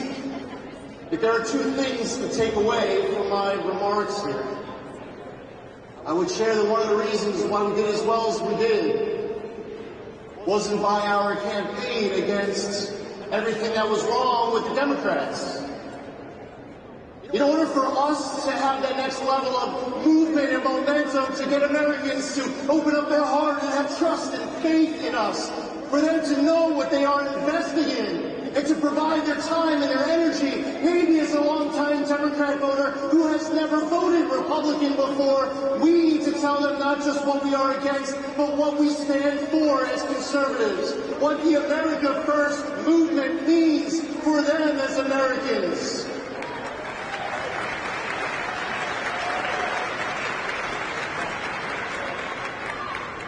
And on top of letting voters know what we are against, and instead letting them know what we are for, it is the time now, as we are here today in Detroit, and as we recently saw with the president in the South Bronx, I'm telling all Democrats everywhere, we are coming to blue cities near you to talk to the long-time disenfranchised voters who have been getting screwed by Democratic policies, ready to vote for something different, to save their families and their future, prioritizing family and prosperity and security above all else. We need to bring our message to the cities. President Trump is now polling better than ever than we've seen anyone do with black voters and Hispanic voters and Asian voters and others, longtime Democratic voters who have decided that they want to vote for President Trump for the first time in 2024. They too want to make America great again. Welcome to the Make America Great Again movement. I'm grateful to Turning Point Action, Charlie Kirk, for the invitation to be here. As chairman of the Pathway to 2025 project of America First Works. I've been working with Turning Point Action on this year's campaign. See, we all have to work together. We can't have everybody in their own individual foxholes firing in different directions. We've seen the left for a long time working together as one ecosystem while we fight amongst ourselves. In the military, we call it force multiplication. Working together to be able to accomplish our shared dreams and goals, to ensure that we do not come up short. We need all of you to be out there knocking on doors, I'm sure you will, to sign up as poll walk workers, to donate $5 or $10 or make phone calls. We all need to be doing everything in our power, all day, every day, understanding that the stakes have never been higher, to ensure that we do not come up short. And if we win, and we better win, 80 years from now, Americans will be looking back at this time when we all faced great threats from within, combined with great threats from beyond, with an eroding border that is needed in order to have a nation at all, with an eroding rule of law which is needed for our country to have a backbone at all. Great patriots rose up in this moment to save the Republic. History calls on all of us to meet this moment and save our country. And on November 5th, we'll be on the victory when standing on that stage once again, our 45th President of the United States gives a great victory speech, not for himself, but for us, for our future, for this flag, for our country, for our Constitution and our liberties. On to victory on January 20th, 2025, when this President gets sworn into office, and we will be on track to once again making America great again. Thank you for your fight. Thank you for being all in for America, for this flag, this country, our veterans, our military, our law enforcement, our firefighters. We will not rest. We will not lose. We will not mistakes. And we are on to victory. God bless. Say to the many New Yorkers, from residents to business owners who are thinking about moving, many of whom who have moved out of concerns for their own public safety. How would you address those concerns? Well, listen, as far as why people are leaving the state, I believe that the reason why New York leads the entire nation in population loss is related to many different aspects of the breaking point, that consideration of whether or not to stay. As you all know, for months, I've been calling on Kathy Hochul to finish this sentence. New York leads the entire nation in population loss because. I don't think she can complete the sentence. So you can't expect the governor of the state of New York to actually fix this. If you pose that question to her, by the way, she knows it's coming. I don't know how many of you were there in Binghamton when she was at the airport, and one reporter who was there actually asked her the question. You could ask her again. She knows it's coming. She knows I've been asking for it. I believe that New York leads the entire nation in population loss because New Yorkers are hitting their breaking point. They feel like their wallet, their safety, their freedom, some talk about the quality of their kids' education, are under attack. They look at other states like the Carolinas, Tennessee, Texas, Florida, and elsewhere, and they feel like their money will go further there, they will feel safer there, and they will live life freer there. That's how I would finish that sentence. That's what I believe. What does Kathy Hochul believe? Why isn't there a debate right now in the Capital Region? I don't care if one of you host it, all of you host it. I'll answer whatever questions you have. Live on broadcast TV. Live, in a way where everyone all throughout the entire state can even watch live on their TVs. I don't care if it's a panel. I'll invite all. I'm accepting right now. You do it tonight. We'll do it next week. Everyone who's here, I'll stand in front of you live on TV and you can ask me whatever question you want on any topic whatsoever. Nothing is off limits. Why? Out of respect for the New York voter. You have a job to do. You need to report on where we stand on as much information as you could possibly get from us. And I respect that. Kathy Hochul is trying to get away with just one debate at the very end of October, over a month after the start of absentee voting, for just 1 hour. There should be multiple debates across the state. I believe that that is important for the voters of New York. So, as you ask your question as far as why people are leaving, safety is a consideration. I'll say for businesses, a lot of them, it's economic considerations, the cost to do business. Go ask a farmer what the impact was of changing the overtime threshold. Go ask about the energy costs for a distributor and the amount of money that they spend each month on their freezer bill. And now ask the average individual about how much it's going to cost to be able to pay for their own electric bill. Now, if you go visit Ann's Pancakes on the Southern Tier with us a couple weeks ago, you would have found walking in that even though Ann's Pancakes was out of electricity, they had an outage when we showed up. That room of hungry patrons were all able to get fed because they operate their stoves on gas. So they were able to cook the food. There are people who run Albany who think that Ann's Pancakes shouldn't be able to access gas. So I really feel like it's important, beyond everything that we're talking about here on the crime, and I've outlined a lot of what my personal opinions are and what we need to do differently about it. To answer your question about businesses that are leaving, you have to really dig into the whole economic front. Having pro-business people running the state agencies, you have to bring down taxes across the board. You have to bring down costs to be able to operate and do business. Some of the regulations that get passed make it even harder. And New York is becoming less and less of a business-friendly state.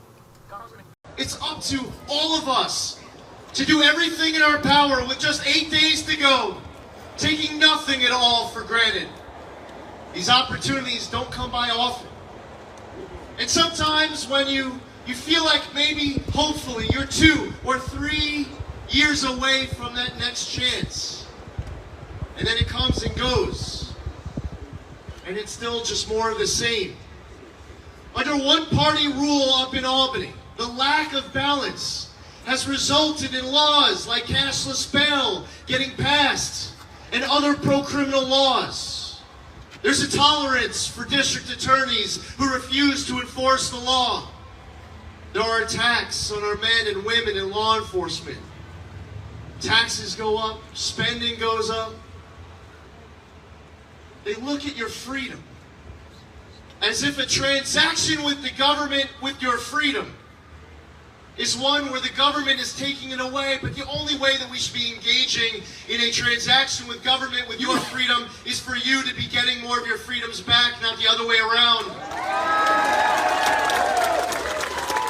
This is about when you get money back from the government. Government understands it was your money in the first place. Don't demand, don't expect a thank you. Right now we have a governor who has referred to all of us as her apostles. I promise you that at no point will I ever refer to you as my apostle. We have a governor right now who she refers to herself as the mother of New York's 62 counties. I promise you that at no point will you ever hear me refer to myself as the father of New York's 62 counties. It won't happen. This is about all of you taking control of your government again. You don't want to be ruled by an emperor governor. Kathy Hochul wasn't even elected governor. She was elected lieutenant governor, and she's filling the remainder of someone else's term. It's important to stay humble and grounded. I'm running to be the governor for all New Yorkers, Republicans and Democrats and independents. And this isn't about Republicans versus Democrats. This is about all of us together, Republicans, Democrats, and independents, uniting as New Yorkers to save our state. But Kathy Hochul doesn't feel that way. In August, she declared that I was no longer a New Yorker. She demanded that I get on a bus and move to Florida. Now, the next day, I kind of took her advice a little bit. I got in my car and I went to Florida, New York. I was endorsed by the mayor of Florida, New York. We campaigned together. But I'm not going anywhere and you're not going anywhere. We are staying and fighting for our state. And listen, I'm not here to say that Kathy Hochul's not a New Yorker. And I'm not here to demand that she get on a bus and leave the state. I'm just saying that she needs to get out of the governor's mansion. And you all have that power to reverse those attacks. See, New York leads the entire country in out-migration. And we want to be able to proudly say that we live in the greatest state, in the greatest country, in the history of the world, and for us to be able to do that, we have to have a good response with our family and friends in other states. See, right now, they say, well, you claim that you live in the greatest state, but your state leads the entire country in population loss. That's true. We have to reverse that. So I did an interview on Sunday Morning Futures with Maria Bartiromo a couple Sundays ago. And she asked me what I was going to try to accomplish in the first 100 days. And my thought as soon as I heard that question is, honestly, this is about what we can accomplish in the first 100 minutes. We can't waste any time.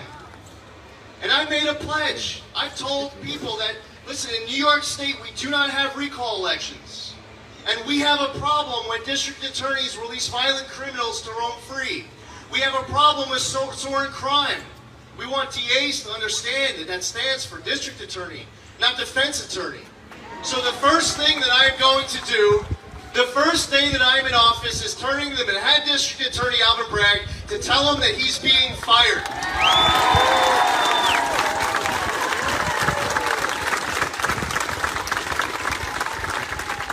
And by the way, there is a crime emergency going on right now in this state. Even though Kathy Hochul says there's nothing to see here, look away.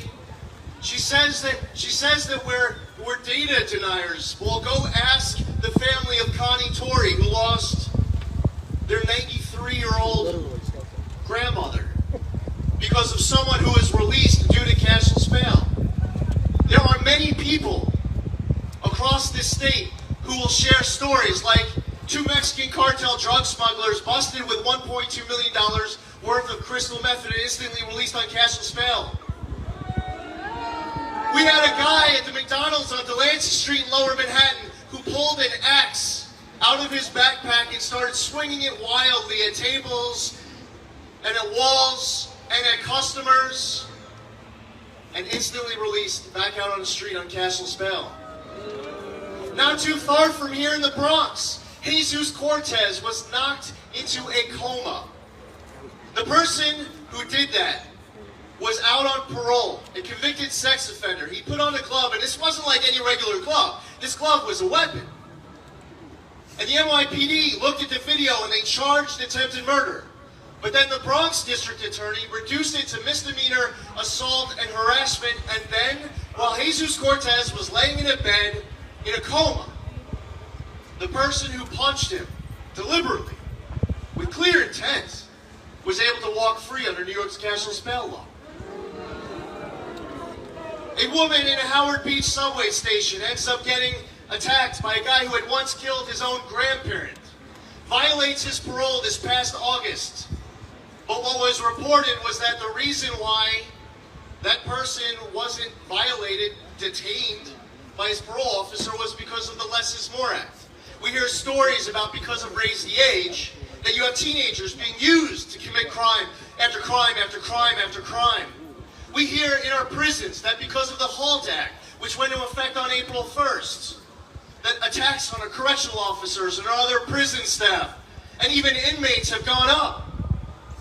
Well, we should have zero tolerance for this crime, Kathy Hochul says that she doesn't understand why it is so important to me that we lock up criminals. And when she says that she doesn't understand why this is so important to me, she's saying that she does not understand why this is so important to all of you. On day one, I will declare a crime emergency here in the state of New York. And I will suspend New York's cashless bail law and these other pro-criminal laws to force the state legislature to come to the table to fix this.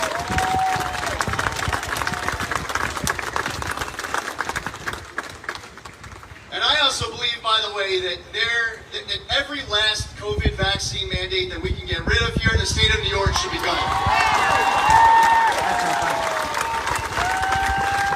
There should be no COVID vaccine mandate to work, no COVID vaccine mandate to be able to go to your higher ed class, and I would absolutely veto in a heartbeat any legislation that wants to mandate the COVID vaccine for our kids.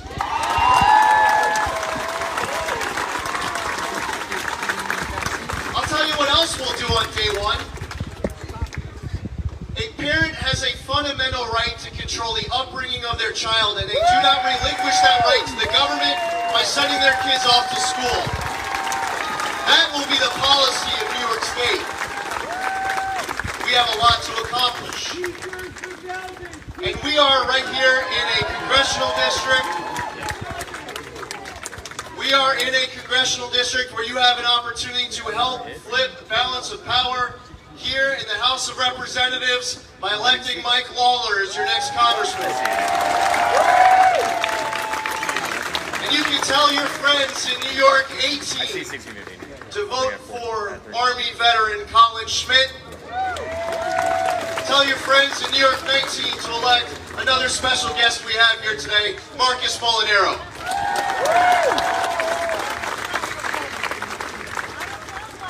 And now, all these great candidates running for state legislative seats in Congress, all over the map. We have an opportunity to restore balance. Now I have a question for this crowd. And listen, pay close attention, because I don't want to accidentally trick you. How does this crowd think about changing Senate Majority Leader Chuck Schumer?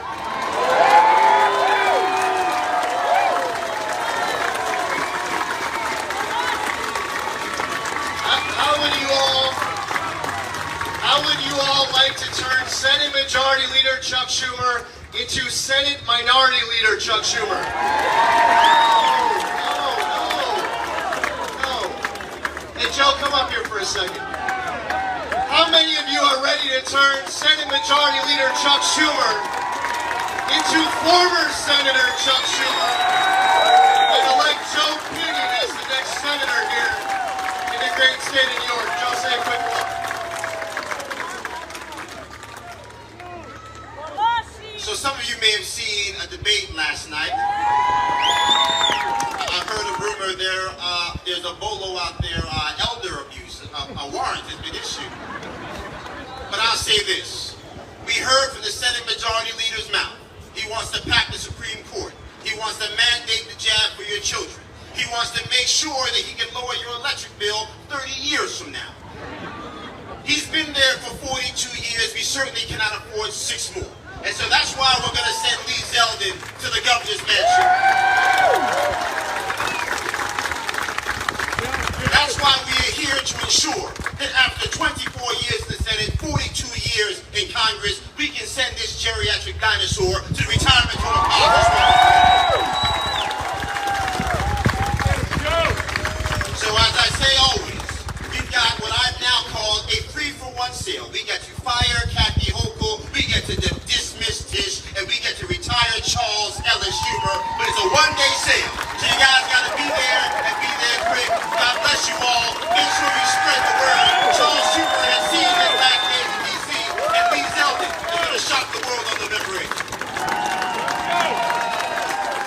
Joe Pinion, everybody. All right. So this is our opportunity here in 8 days, doing our little part in this corner of America to make sure that when we are all tuning into C-SPAN at the beginning of January, that we will get to watch the gavel permanently coming out of the hands of former Speaker Nancy Pelosi.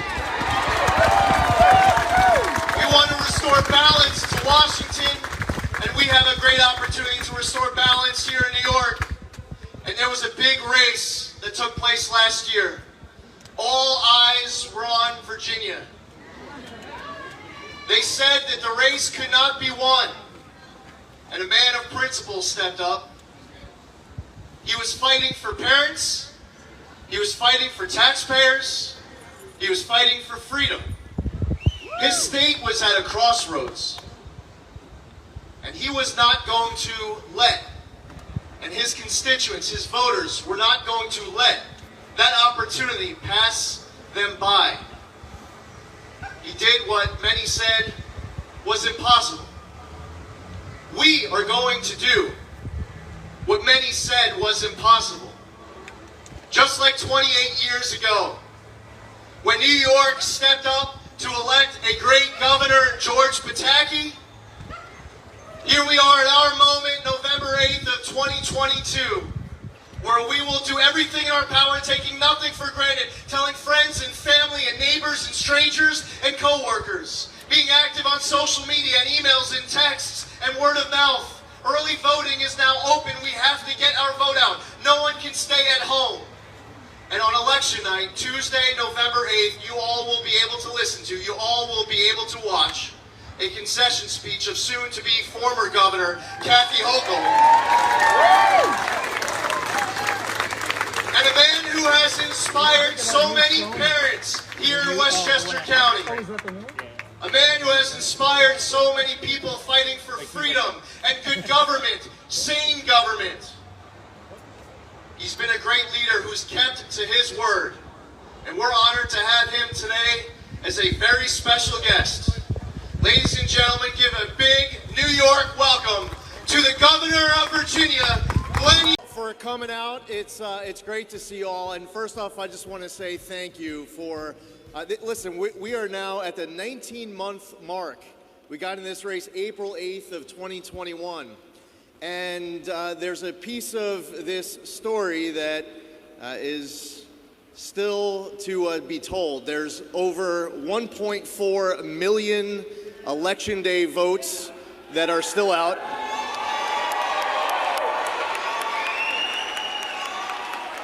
So there's this, it's going to be a little frustrating for the members of the media who didn't want us ever to be in contention here in New York.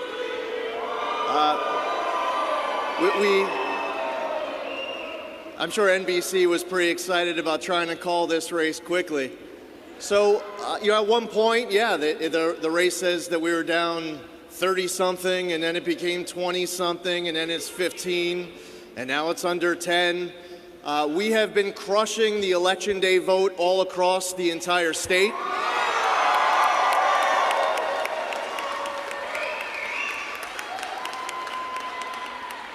And as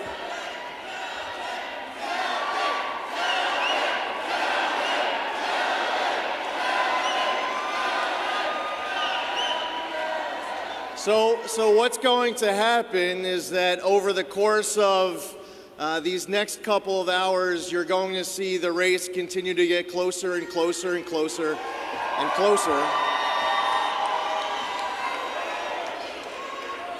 This includes, by the way, on Long Island, you're going to see a massive victory coming out of Long Island, which will also be closing the gap. You'll also see all sorts of Election Day votes coming in from all across the rest of the state in areas that we have been doing great all day. So that's a little bit of the recap of where we're at. Obviously, we'd love to be out here when all the votes had been cast, but that's where we're at. There's over 1.4 million Election Day votes. And I want to say, use this opportunity to say thank you so much to all of you. The support all along the way.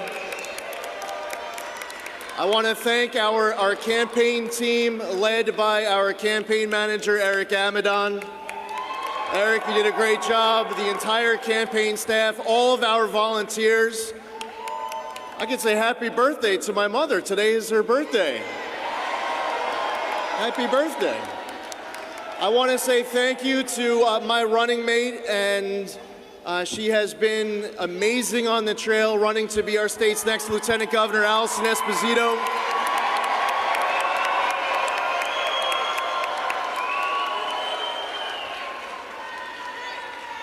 And all of the help, and it came from so many different walks of life, 62 counties. We had support coming in from Republicans and Democrats and independents. We all united as New Yorkers because we were committed to saving our state.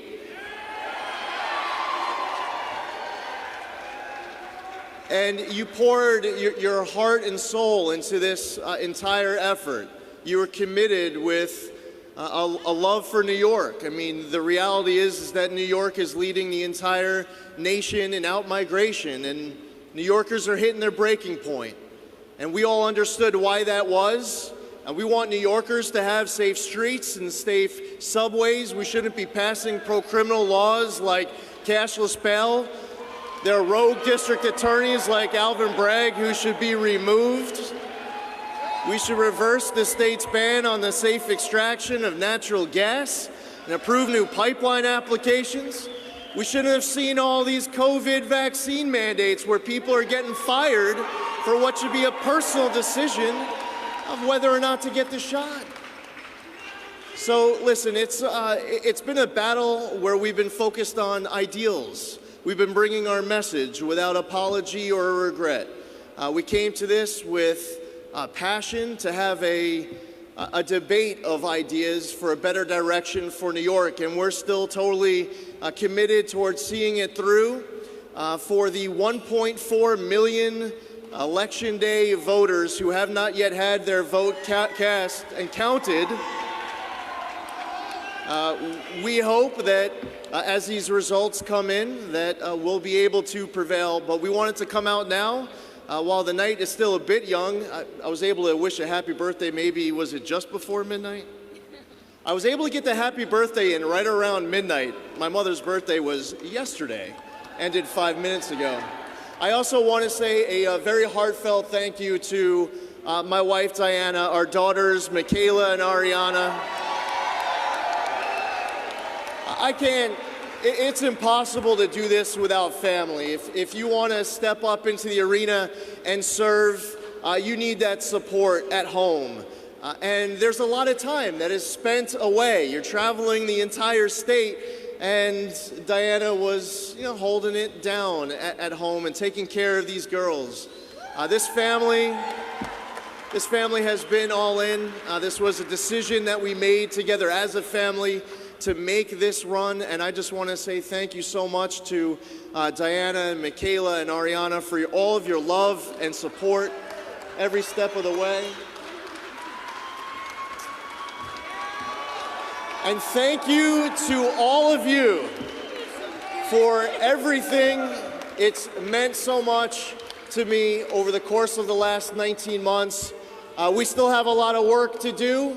The first step is watching all these votes come in over the course of these next couple of hours, especially all over Long Island. These are Election Day votes that painted New York red. And enjoy the open bar and enjoy watching the results, because what you're about to see is that this will continue to get closer and closer and closer and closer as the night goes on. Thank you all.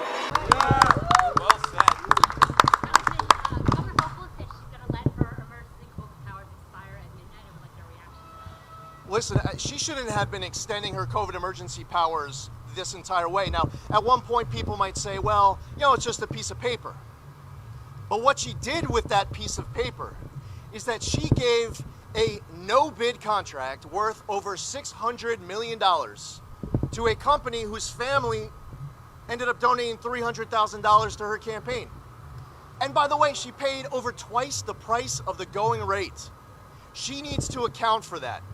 She needs to stand in front of the media and answer many questions as to how she gets $300,000 from this family and then circumvents the state's competitive bidding laws, which are there for a reason, to give, by the way, not $100,000, not $1 million,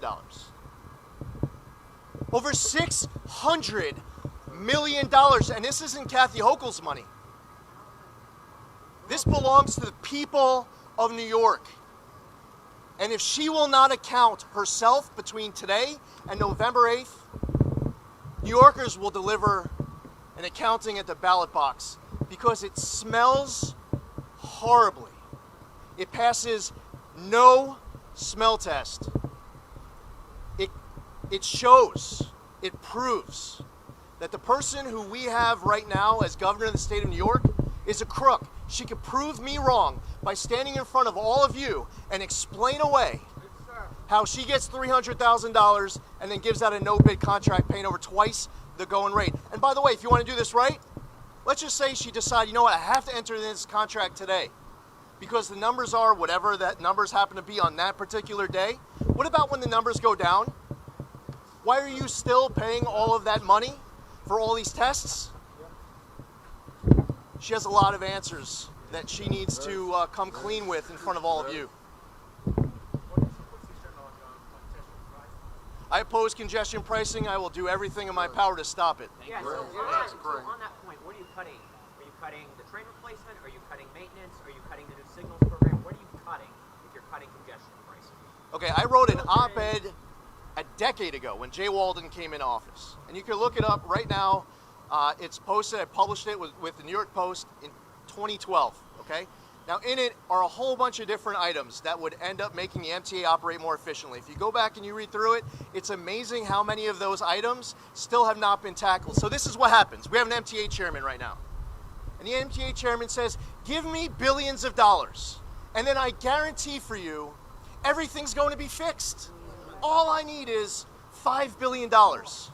So then you give them $5 billion, not million, $5 billion. You know what they do the next day? The MTA chairman says, if you give me $5 billion more dollars, I really mean it this time, then all of your problems are going to go away. But no, listen, you ask your question. You get to ask whatever question you want, and I get to answer. And I'm following up. The cost of the cost, what would you cut? Listen, if you would like to also give my answer, you can go ahead and do it. You did give your answer. You cited to an op-ed. But the answer. So I'm asking you, in this decade, what would you cut? Okay, listen. The answer ends when I can get an opportunity to finish answering the question. Okay. So part of the problem is this. I'll pick up right where I left off. And by the way, who are you with? I'm with the Post. Okay. Here's the problem: is that at the end of this process, where an MTA chairman is asking for $5 billion, the answer isn't that they just ask for billions of dollars of more money. Congestion pricing is a process of putting their hands into the wallets of people who can least afford it. And what's going to happen is once this gets done, then they're just going to ask for more money. So if you go back through, which was published in the Post, you look at vendor contracts, you look at the amount of waste, you look at the overtime abuse, you look at the structure of the MTA not being efficient. You want to generate revenue for the MTA? Make the MTA safe. You want more people to ride the MTA? A proposal to get more money into the MTA is to create a setting where people feel like they don't have to hug a guardrail or a post in order to ride it, where they feel like they can go ride the subway and have their yarmulke on without being attacked, that they can be an Asian American New Yorker and not get attacked. That also provides money to the MTA as well. So, just to follow up, the MTA needs billions of dollars to replace signals that are decades old. Right. Andy Byford said it would take... Senator Adams was calling for judges to have discretion to weigh dangerousness. Danny O'Donnell, a white Manhattan, is Rosie's brother, a white Manhattan Democrat liberal assemblyman, went after Eric Adams.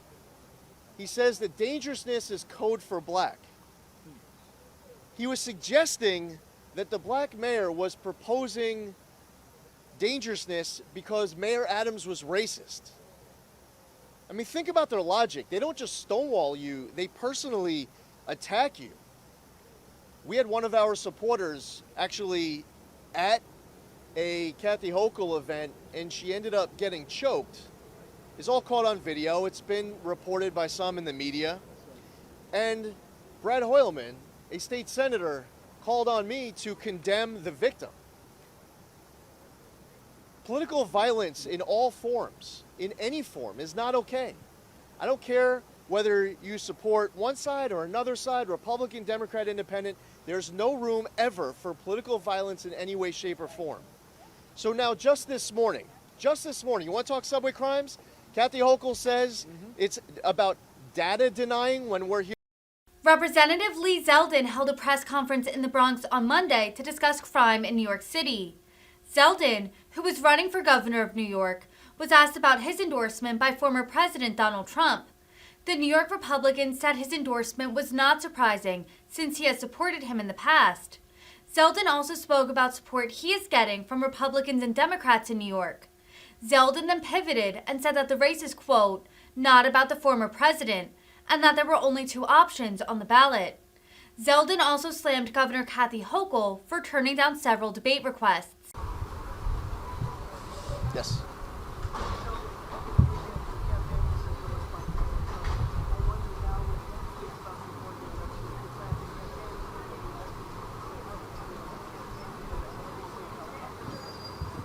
There currently aren't any plans, and really it shouldn't have been news. I mean, he supported me before this weekend.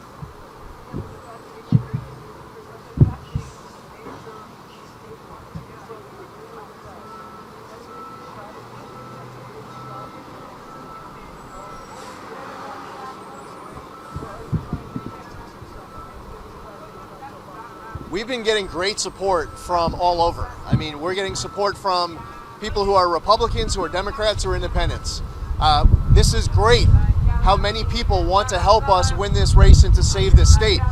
We've gotten support from Democrat sitting elected officials, Bob Holden, for example, in Queens, from former Democratic elected officials, including from right here in the Bronx, Ruben Diaz, from right here in the Bronx, Steve Kaufman.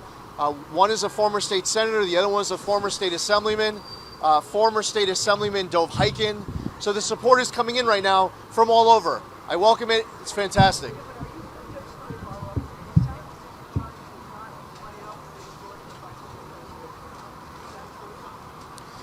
Listen, I welcome everybody's support to this campaign. There are two options on the ballot, Lee Zeldin and Kathy Hochul. And it's important for us to be having debates. I just came here from the Pix 11 studios, and I did a 30-minute interview with Pix 11. My understanding is that Kathy Hochul did a 30-minute interview with Pix 11 as well, and they're going to air it on Friday. What had originally started was a debate request. We should have been standing there next to each other. And instead, because she didn't have time to stand there next to me, she insisted that she did have time to stand there by herself. We got a request from CBS 2 to do a debate. I agreed to the debate. Kathy Hochul doesn't have time to do the debate. She's trying to get away with just a single debate for 1 hour at the end of this month over the start of absentee voting. I would accept debates from all of you. I'd be happy to do debates with each of you. And by the way, we really should do it across the entire state. This race is about Lee Zeldin running against Kathy Hochul. When I first started running, people would ask me, are you a John Boehner Republican or a Tea Party Republican? And I would get asked, are you a Ted Cruz Republican or a Pete King Republican? At the start of this campaign, I was asked, are you a Charlie Baker Republican or a Ron DeSantis Republican? I'm my own man, and I'm happy to answer any of your questions. I'll get to you in a minute. I'm happy to answer any of your questions on any topics. But this race is about Lee Zeldin against Kathy Hochul deciding the future of New York State. It's not about the former president. I have not. I believe that that's not the only option. The people are pitting this that there's only two options here. No debates or one debate. And the answer is that the better option, and the one that New York voters want, is for there to be multiple debates across the state. New York Republican gubernatorial nominee Lee Zeldin on Friday won the endorsement of the MTA Supervisors Union. Congressman Zeldin, who is polling within single digits of incumbent Democratic Governor Kathy Hochul, focused on the crimes committed on public transportation. The Republican lawmaker has made public safety and crime central to his insurgent campaign. Hochul has responded by defending her record and promoting new public safety initiatives, including an appearance this week with New York City Mayor Eric Adams about new efforts to keep subways safe. While Zeldin has yet to consistently outpoll or tie Hochul in the polls, political pundits have pointed to last year's New Jersey governor's race, where incumbent Phil Murphy barely beat Republican Jack Ciattarelli on Election Day, despite leading in the polls. Good morning, all. Mike Karubi, president of the Subway Surface Supervisors Association. My membership base is over 4,200 members. My union has been in existence since 1952. We're here today to support Lee Zeldin for governor. I want to start off by saying, every day my members play a critical role in moving New York City Transit, one of the largest transportation authorities in the country. We also helped out during the pandemic, the COVID pandemic, where we came to work each and every day. We sacrificed our lives, we sacrificed our families' lives, and we didn't even look back at that. And we were held by the MTA as second standard citizens, okay? Mistreated, not treated the way we should have, but we don't care. We're supervisors, we come to work and do what we have to do. As you see, crime is up in New York City Transit by 40%. My members go to work each day and face the same problems that our customers do. They could be injured, they could be fatally killed, they could be thrown into the subway tracks, and we don't want that. Our MTA leaders and our governor has done absolutely nothing for us. Today, we stand here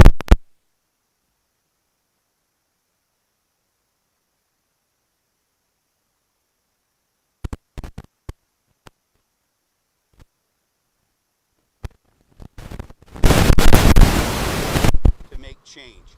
So therefore, the SSSA is supporting Lee Zeldin for governor of New York. Thank you. Thank you, Mike.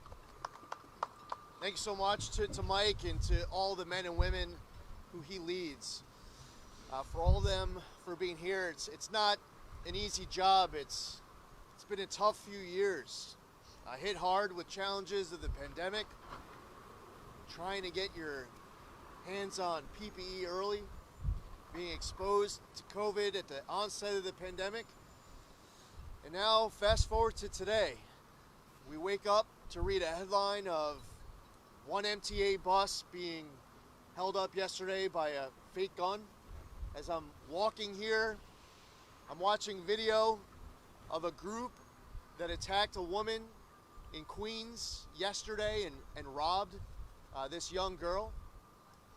This isn't something that's happening, once a year. This isn't something that's happening once a month or once a week. We're just recapping just a couple of the highlights and lowlights of what happened yesterday. It's important for people in government to have the backs of these men and women so that when they are saying goodbye to their families to serve, and this is public service, there are many ways to serve. We have veterans who go overseas, they get care packages, they come home, there's a welcome home ceremony, they get a hug. We're very grateful for our nation's veterans. We're grateful for our firefighters, our police officers. These are public servants too. And when a whole lot of people were at home on lockdown, they were still showing up to work. And they weren't showing up being set up for success either. But they did it. And they're still here. They haven't quit. And in order to make sure that we don't have more people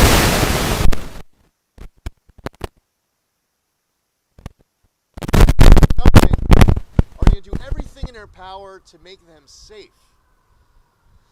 In my first term when I was in Congress, we got the transportation infrastructure bill called the FAST Act over the finish line, and there was an ask now that was specifically related to the bus drivers, the bus operators, transit operators were asking for language to be added to this because they were dealing with an issue with assaults then.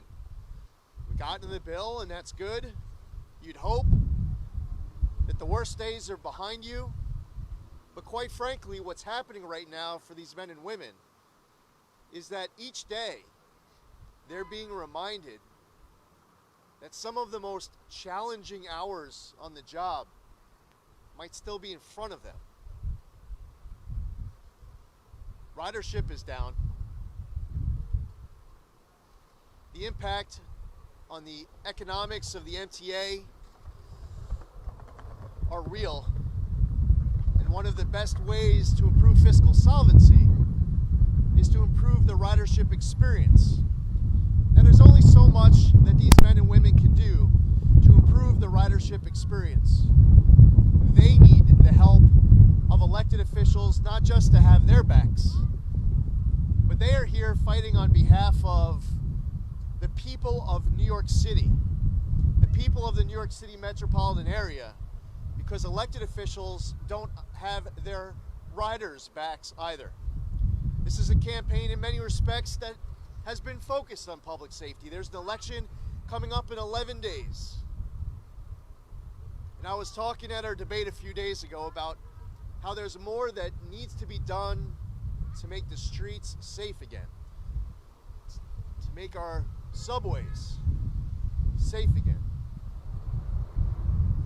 Part of that is that when a criminal seeks harm to others, hurts others, violates a law, should be prosecuted, owes a debt to society. That aspect of making sure we're improving public safety obviously, absolutely cannot get ignored. So question after question after question was being asked of us about what we're going to do to fight crime. And what I noticed was that Kathy Hochul would not talk about the prosecution of criminals at all.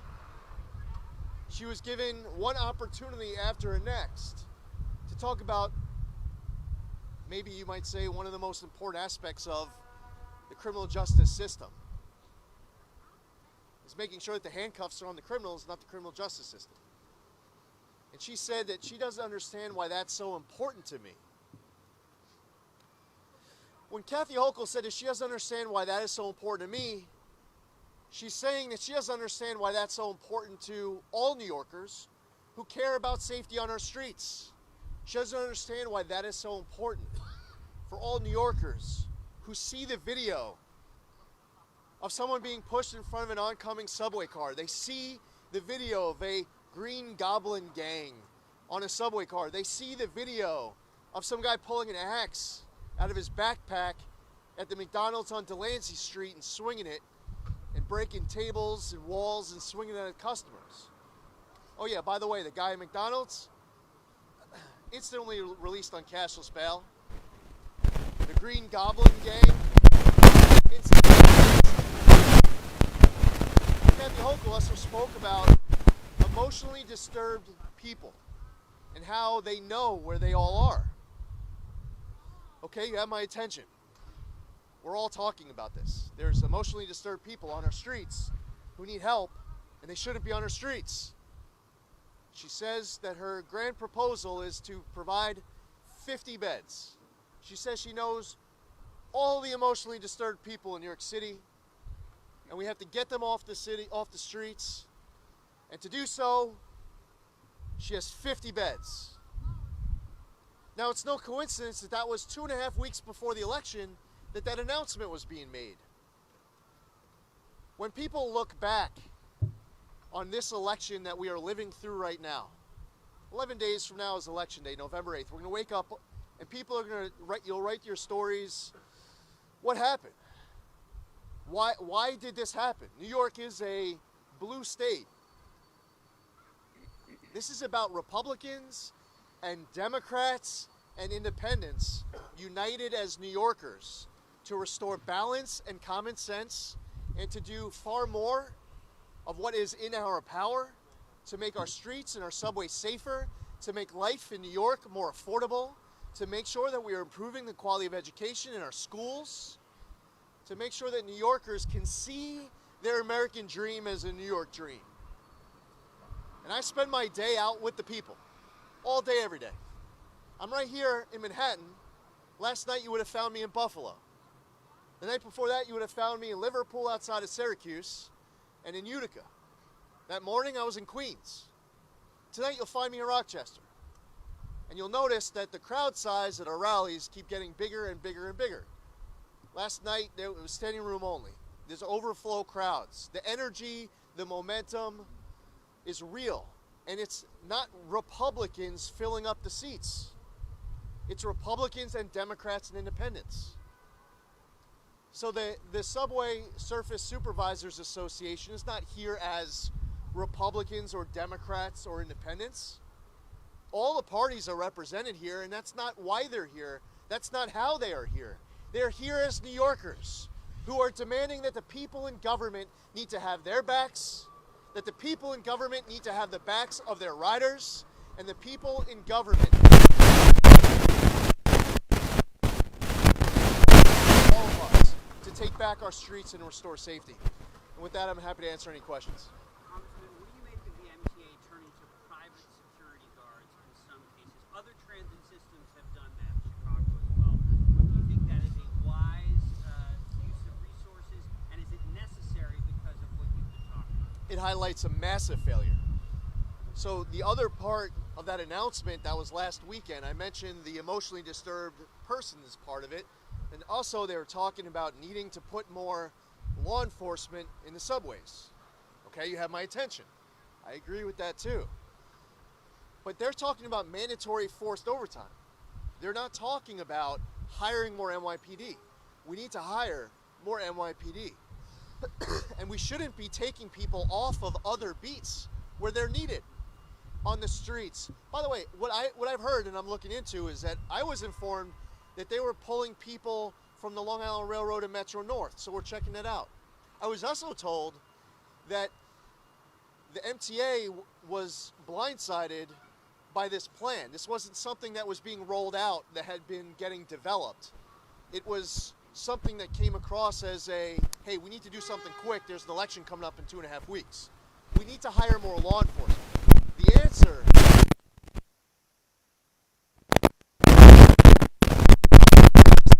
people shouldn't have to hire private security on their block.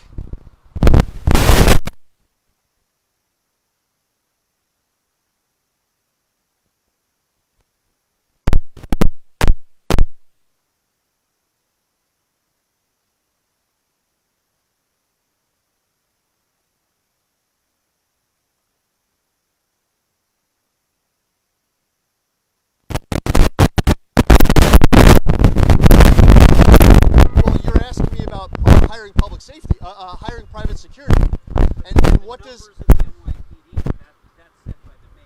Well, I'm answering your question. Whether it's the right decision. So I'm telling you what it shows to me when I see the MTA making the decision to hire private security, is that they're pursuing the wrong solution. That they don't have enough NYPD, and they have to hire NYPD.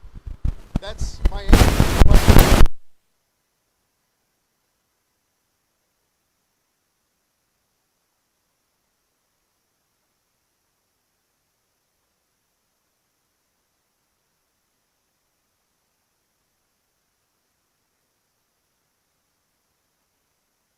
About your proposed executive order. I should know the answer to this, but it's 30 days you have the power to do. Could you extend it after 30 Yes. days?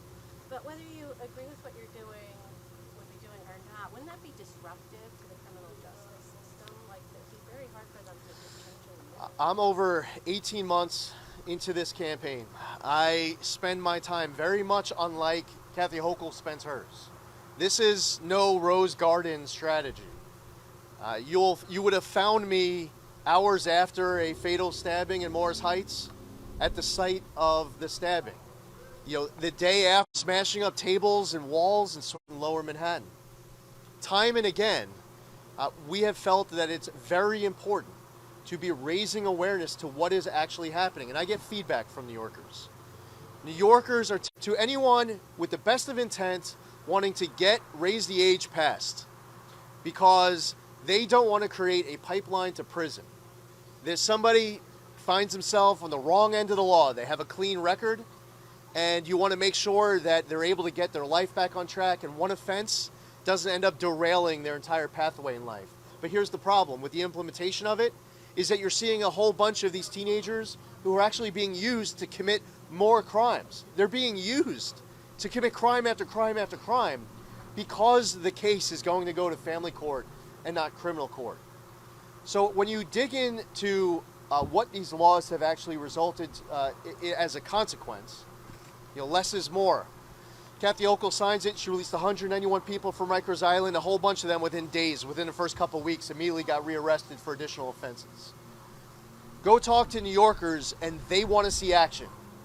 I am able to very safely and confidently guarantee for you that the people of New York absolutely want to see action taken to make life in New York safer. On streets, in subways, supporting men and women in law enforcement, ensuring that district attorneys across the state are all doing their job.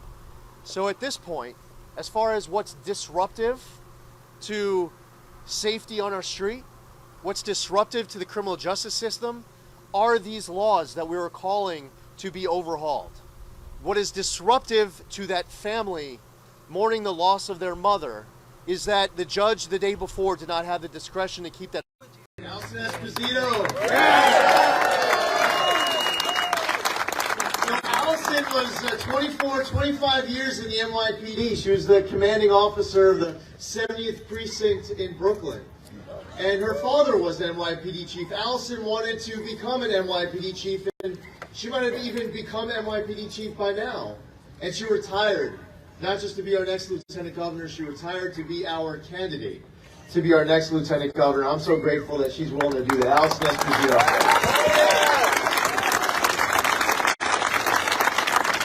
And just before Allison, you heard from your next congressman, Mike Lawler. You have great candidates who are running statewide, state legislature, and this isn't one of those years where you look at the candidates, you're like, I wonder which ones will be able to win. No, 10 days to go. Early voting started this morning. The polls are now open. As you look at the candidates who are in front of you and behind me, what we need to resolve ourselves to commit to with every ounce of our energy is to make sure that every single candidate in front of you gets elected on Tuesday, November 8th. Every single one of them. Is Rockland County ready to fire Kathy Hochul? Ready to save our state on November 8th? So it's election night, the polls have closed, the results are in, and you tune your TV to the election night watch party for Kathy Hochul and the Democratic Party, and you will all get to witness for yourself with your eyes and your ears a concession speech being delivered.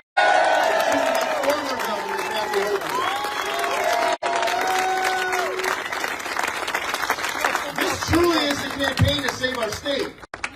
There are times where we wish, we hope that maybe in a few years we'll get an opportunity to turn things around. And how much disappointment we've had when a few years go by and that opportunity doesn't even end up panning out. And then we find out that we have to wait maybe years later. Well, we're all here today in Rockland with an opportunity that is just 10 days away. The last time that we had this opportunity in this state where we were at a crossroads was 1994. This little-known guy, George Pataki, who everyone said it was an impossible race, there's no way that he'd be able to win. You know that the last week of that race, 6 public polls came out, and all 6 said he was going to lose. Apparently at the time, the one poll that was viewed as The poll that would always predict the winner was the Daily News poll at the time. And the Daily News poll was about to come out. Candidate George Pataki was hoping to find out that he was up after all that hard work.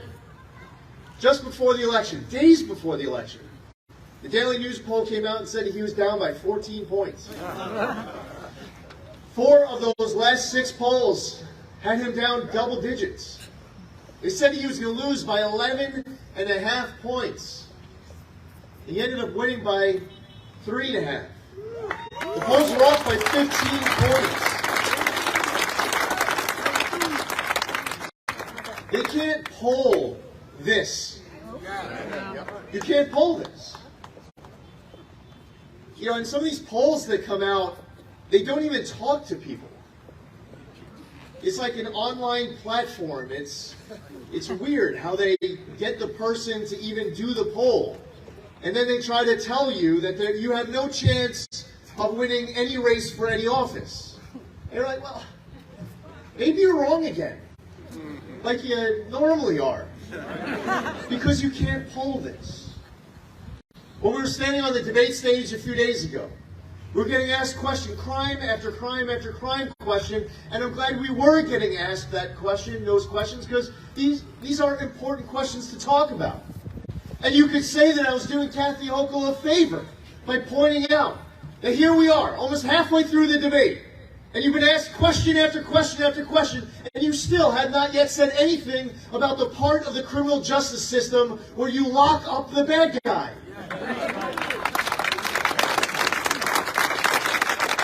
The part of the criminal justice system where you put the handcuffs on the criminals instead of on law enforcement and on judges and on law-abiding New Yorkers.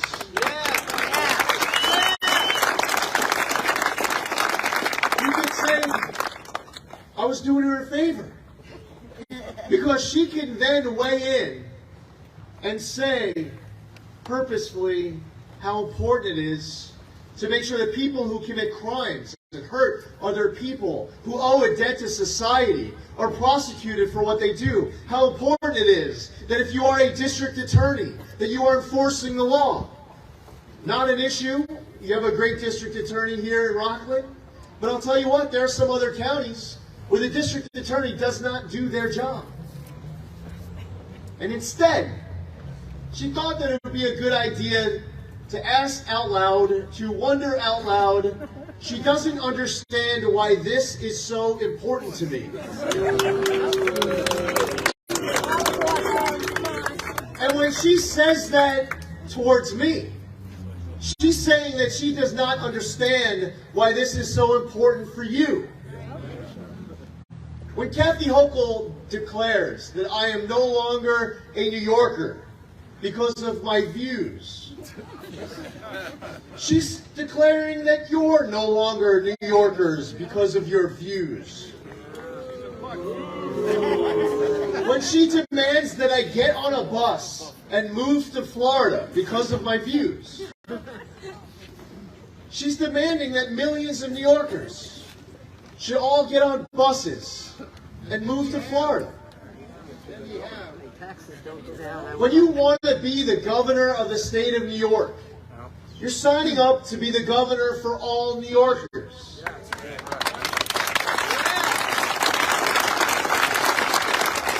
If you want to be the president of the United States, you're signing up to be the president for all Americans. But that's not what we have right now. We don't have a governor for all New Yorkers. But we will. We'll have a new governor on January 5th.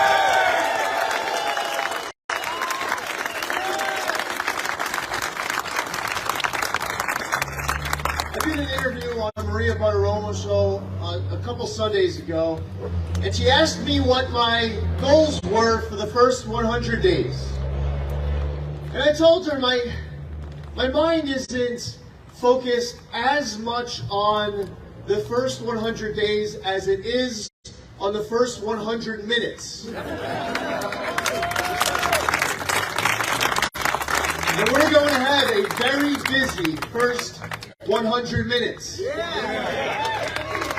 The first action that we will take the first day, as soon as we are sworn into office, because the people of New York understand that DA stands for District Attorney, not Defense Attorney, because we don't want violent criminals to be roaming free. I will be telling the Manhattan District Attorney, Alvin Bragg, that he's being fired.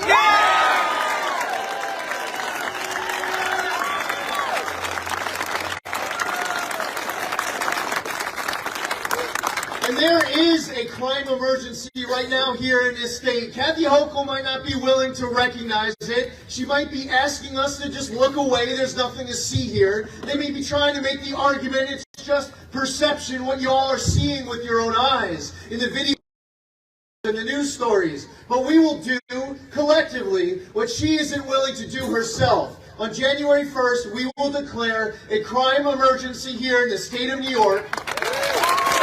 And we will suspend New York's cashless bail law. Raise the age and halt that unless it's more and the discovery law changes. Permanent and limited law enforcement will know that they have a government that has their back again. Law-abiding New Yorkers will know that no matter what street you travel to, anywhere in this state, in all 62 counties, it is the law-abiding New Yorker who is in charge of every street, of every route of a subway or a bus. Wherever you go in the state of New York, it's the law-abiding New Yorker. It's law enforcement. It is the rule of law that is in charge and that rules the day. It is no longer the criminal.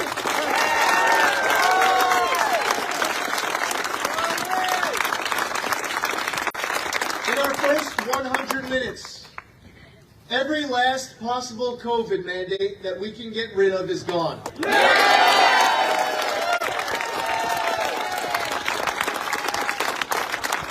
At the debate the other day, we were asked about the COVID shot mandate for healthcare workers. And Kathy Hochul said that she would do it all over again. Here's my position. If you want to get it, get it. If you don't want to get it, don't get it. But it's your personal decision whether or not to get the COVID vaccine.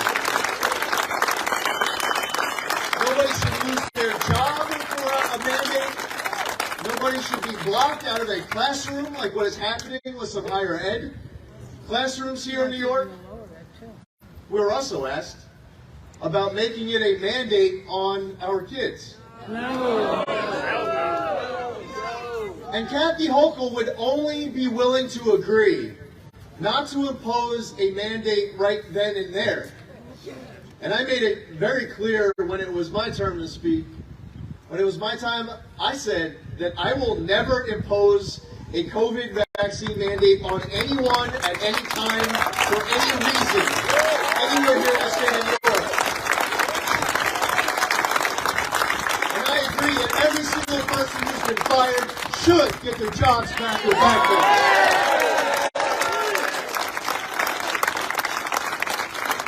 We're going to have a busy first 100 minutes. It shouldn't require an executive order. I happen to believe that this is just the way it should be. But we will sign an executive order to make it crystal clear that in the state of New York, parents have a fundamental right to control the upbringing of their child, and they do not relinquish that right to government by sending their kids off to school. In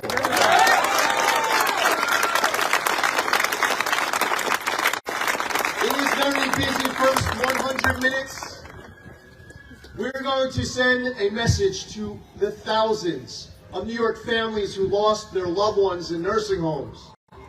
We will do what Kathy Hochul won't, and we will appoint a special prosecutor to investigate the deadly nursing home order and cover-up.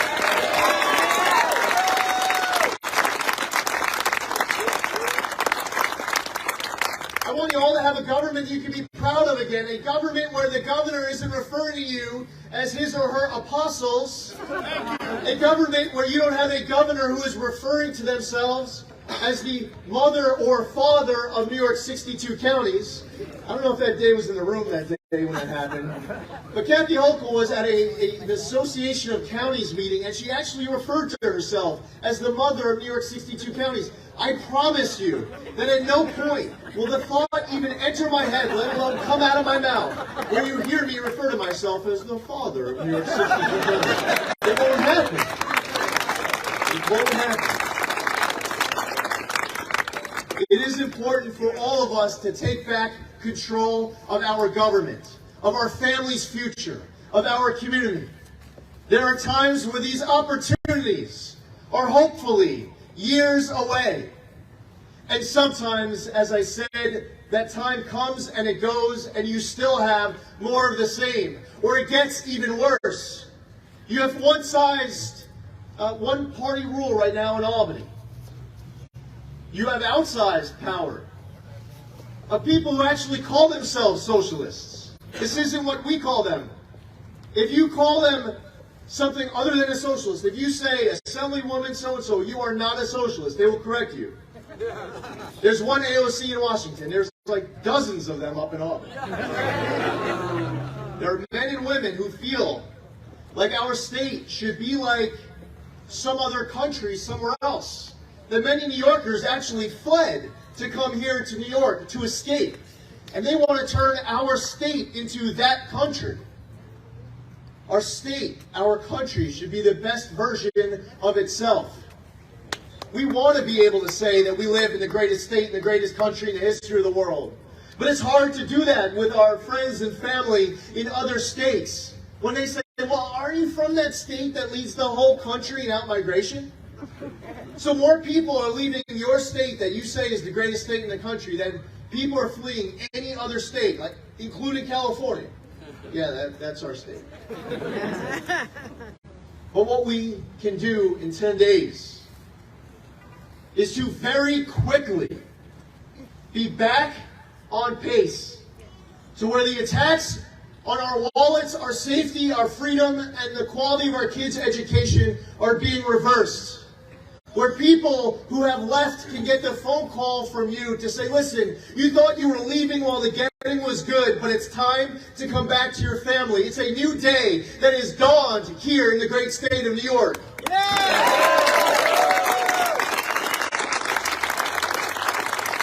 I have terrible news for you. I'm very sad to report that Mark Ruffalo, the actor Mark Ruffalo, just recorded a video attacking me. I was wondering if I was going to even bring myself, to bear to be able to deliver a speech here, because what he put out his video, and then Leonardo DiCaprio, he retweeted it, and Amy Schumer's coming after me. I don't know. I blame Joe. I blame Joe for Amy Schumer.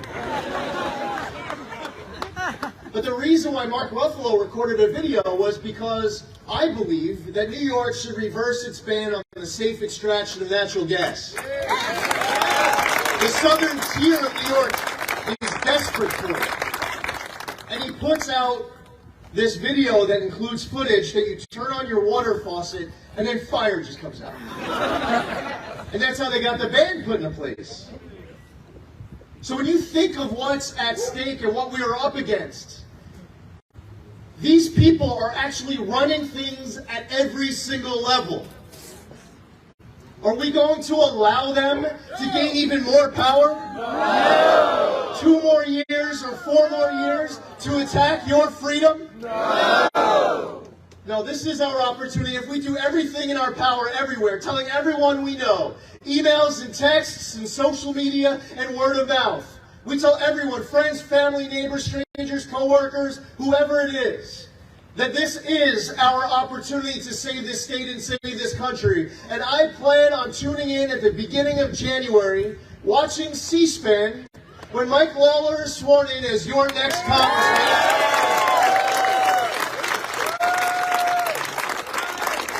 And Mike Lawler is there in person to witness the gavel permanently coming out of the hands of former Speaker Nancy Pelosi. Which means the gavels also come out of the hands of Maxine Waters and Adam Schiff and Jerry Nadler, who restored to Washington, D.C. again. Michael Henry is going to be our state's next Attorney General. He's going to do a darn good job.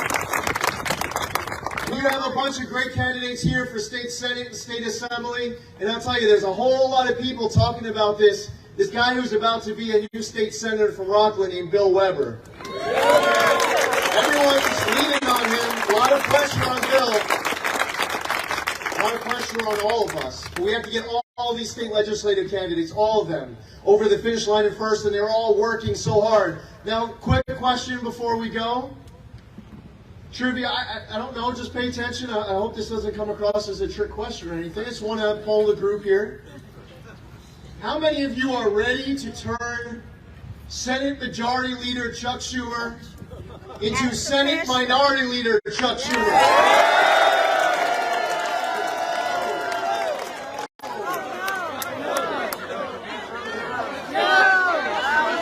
I just wanted to give you options.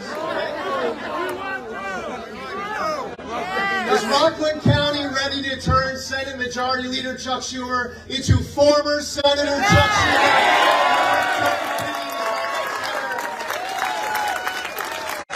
Is Rockland County ready to elect Allison Esposito as our state's next Lieutenant Governor? If we all dig deep doing everything in our power, we will make history in a way that we can still tell stories about what happened 28 years ago. The state was at a crossroads and people stepped up to do their part, to make sure they were saving New York then, and we will do it again in 2022 in a way they will tell stories about decades from now. The numbers are going to come out of Rockland County, and it is going to be mind-blowing. It's going to make the Democrats' hearts hurt when they see how Democrats and Republicans and Independents all stepped up November 8, 2022, to fire Kathy Hochul, to end one-party rule, to save our state and restore it to glory. Let's go out and make history. Elect a Republican governor again here in the state of New York. Restore balance. Do it for your family, this community, and the state. Thank you all for your support. Let's go out and win.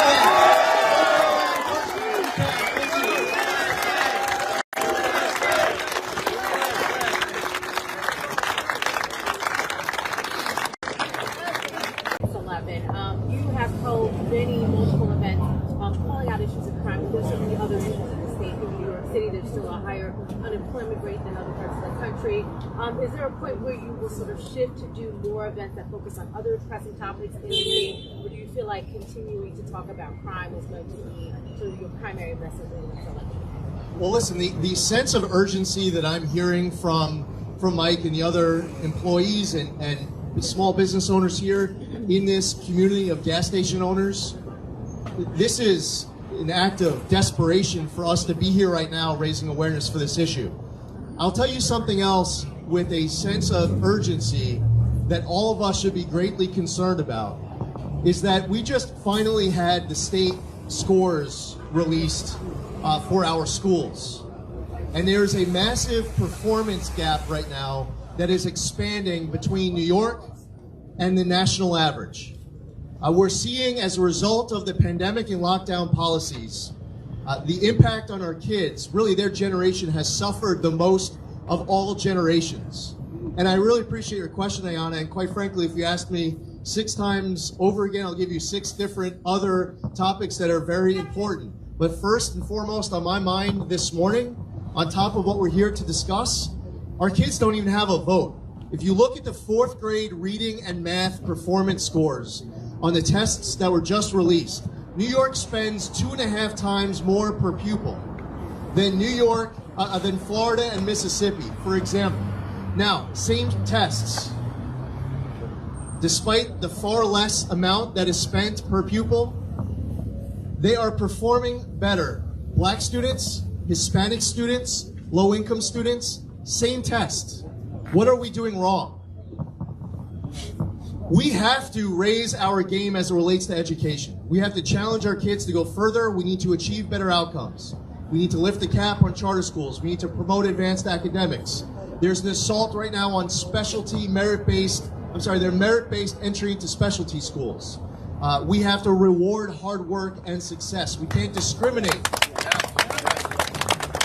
We can't discriminate against our students because they're Asian. You know, Mayor de Blasio, he said that he wanted New York specialty schools to look like America. He wasn't talking about the white kids, he was talking about the Asian kids. And by the way, my daughters, I have an Asian American family. The thought that my daughters can check a box that might say Asian American and that somehow they would get discriminated against because of it is wrong. So if you were to talk to the people who are here, first and foremost right now with an incredible amount of urgency, we're hearing people talking about not being able to go through their day without incident. We weren't able to go through our press conference without incident. But I'll tell you that for these parents who are here, there is incredible urgency to improve the quality of education in our schools. There are poor performing public schools. By the way, in this state, there are good public schools. I want to lift up all schools, public and non-public. We can't have our kids trapped in multi-generational poverty. And right now, we really have an urgency in lifting up our game inside of our school system. Very much appreciate your question, and always happy to delve into all sorts of other topics. By the way, and this is one of the reasons why there should be multiple debates across the state. That's right. Because we even, I will say Spectrum and NY1 did a fantastic job. Errol Lewis and Susan Arbetter did a great job moderating yesterday's debate. I found them to be fair. We covered a lot of ground. But unfortunately, with just 1 hour and one debate, and a whole lot of people, by the way, have already voted, because, and this is on purpose, that Kathy Hochul wanted to wait until the end of October, well after a month after absentee ballots started going out. We didn't even have a conversation about education in our schools. On Wednesday, New York Republican Lee Zeldin campaigned on the issue of crime in Glendale following his debate against Governor Kathy Hochul. Zeldin called out the Democratic governor's statement during the debate that she didn't know why the issue of locking up criminals was, quote, so important to Zeldin. Hochul's remark went viral during and following the debate, with Republicans claiming it represented a broad soft-on-crime stance that is endangering New Yorkers. Recent polls have shown Zeldin gaining huge ground on Hochul and potentially becoming the first Republican since George Pataki in 2002 to win the governor's mansion. Thank you, Mike. Mike is the owner here. Councilman Holden, for your remarks and for your support. This is truly a campaign about being able to take back our streets, to be able to secure our streets. Whether you are a small business owner, you run a gas station, having to deal with the realities of people who come in, take inventory and not pay, maybe even assault your employees, and you feel helpless because you can call your local law enforcement, you can call your local prosecutors, you can tell them what is happening, but the reality today is that the handcuffs are getting thrown on the criminal justice system rather than slapping those handcuffs on the people who are actually committing the crimes. I was asking Mike while we were just meeting, how often do you have crimes being committed right here? He says it happens a few times a week. Speaking to someone else in our meeting just now, when was the last time that you've had a crime committed at your gas station? He said this morning. Oh. We're not talking about a rare occurrence here. It's rare to have a day where you're not experiencing crimes being committed. And this is a community. This is family. They're all in this together. We're all in this together. We're not here today as Republicans or Democrats or independents. We're here as New Yorkers. And last night when we were at this debate, after there were a number of questions asked by the moderators specific to crime, I pointed out that we're almost through this entire crime conversation and still Kathy Hochul was not talking about locking up the criminals. And she has the nerve to say, it's bad enough to think it, but she has the nerve to actually say out loud, questioning why it's so important to me, fighting crime, locking up criminals. Speak to the men and women who are here, why this is important. Speak to the Asian American community about what they have lived through when Michelle Go got pushed in front of an oncoming subway car. Members of their own community stabbed to death in Lower Manhattan, beat to death on the street with a hammer. Speak to the Sikh community about turbans that get knocked off. Just trying to practice your religious freedom. And you're going to pray, and you're being attacked. You're a Sikh cab driver getting assaulted because you're wearing a turban. You're a Jewish New Yorker being attacked because you're wearing a yarmulke.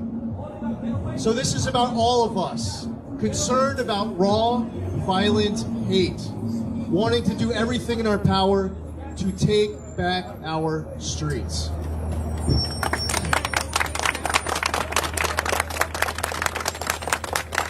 Why is it so important to me? I mean, I could have been talking about what happened just 2 or 3 Sundays ago on my own front yard. There was a gang-related drive-by shooting on my own property while my 16-year-old girls were at home on a quiet Sunday afternoon doing their homework. This is as personal as it gets for all New Yorkers. And Kathy Hochul isn't getting the job done. The people who are in charge right now in Albany feel like they haven't passed enough pro-criminal laws. They need to go up to Albany to pass even more. We need to support our men and women in law enforcement. We need to make sure that judges have discretion to weigh dangerousness as part of our package of addressing these pro-criminal laws that have been passed. We have to ensure that Mike, his employees, all the business owners who are here and their employees can show up to work, can do their shift. The people who come in as customers, everyone who walks in the door is paying for whatever they are leaving with. That people are safe and they can go about their lives, knowing that the elected officials have their backs, know that law enforcement have the tools to have their backs, that prosecutors can prosecute, and DAs can be district attorneys to enforce the law. I want to thank everybody for being here. Again, Councilman Holden, who has been courageous in doing what is right to make sure that the people of his district are safe. I know we're joined here by Tony Nunziata, the chair of the Queens County Republican Committee. I want to again thank Mike, our host here, Mike Conigliaro, who's running our state assembly candidate here. To everyone for coming out, and I'll be happy to answer any questions. I believe we need to overhaul the parole board. The decision should go from a majority vote to a unanimous vote. We should care about victim impact. When you're releasing cop killers and murderers and rapists, let victims and victims' families be able to weigh in with their testimony and have it be considered. I believe that it is a duty of the governor of the state of New York, not just constitutional authority, but a constitutional duty of the governor of the state of New York to remove a district attorney who refuses to enforce the law. The Manhattan DA is refusing to enforce the law, and he should be removed. And that's something that is priority number 1 at the top of the list right after we're sworn into office come January 1st. People across the state are concerned about economy, about freedom, about the quality of our kids' education, and it doesn't matter whether you're a Republican. Independents, Democrats too, people from all walks of life, from all counties and all regions of this state, all believe in many respects that our state's heading in the wrong direction. I mean, the people who feel like our state is in the wrong direction far outnumber the people who say that everything is good and on the right track. But we have to make sure that New York voters realize it's not just a right that we're given to vote, it's a duty to vote. It's an obligation to vote. So while this is a unity tour, and Sunday we'll be with Rob Astorino, and since the primary is over, we have all put out statements of support for this unified ticket to make sure that we're successful in November. We are looking forward towards November, and we're looking forward towards January. The solutions to what's plaguing the state are obvious. But unfortunately, with Kathy Hochul, one-party Democrat rule, they're taking us in the wrong direction in so many different respects. Now, as far as last night, first, my heart goes out to the families of 2 Rochester police officers who were shot yesterday. When Allison and I went to the Monroe County Sheriff's Office last night, right after the attack that happened at our rally, they had a call come over their speakers for 2 Rochester PD officers who were shot. One of them died. And that is top of mind for us above all else. But let me speak to what happened at our rally last night. And I felt strongly about this for years because I remember exactly where I was, who I was talking to, what time it was when I was notified that Steve Scalise was shot on the congressional baseball field.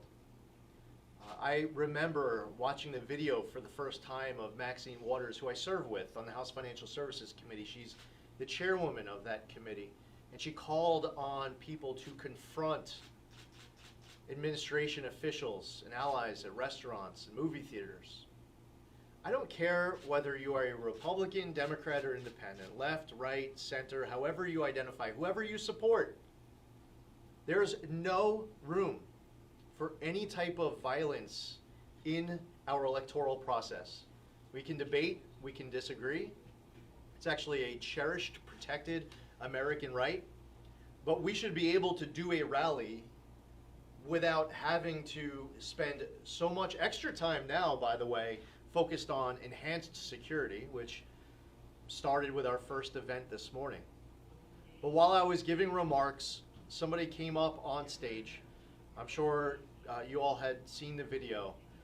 When I saw the weapon that he had in his hand, his fingers were through 2 of the holes. It was similar to brass knuckles. There were 2 daggers on the end of this weapon, and he lunged towards my neck area. He was telling me, "You're done." He repeated that multiple times. I grabbed his wrist. This came up at our first debate. You were there, but... It's kind of there. Yeah. Well, you're off camera. I was like the Jetsons. My TV screen was there.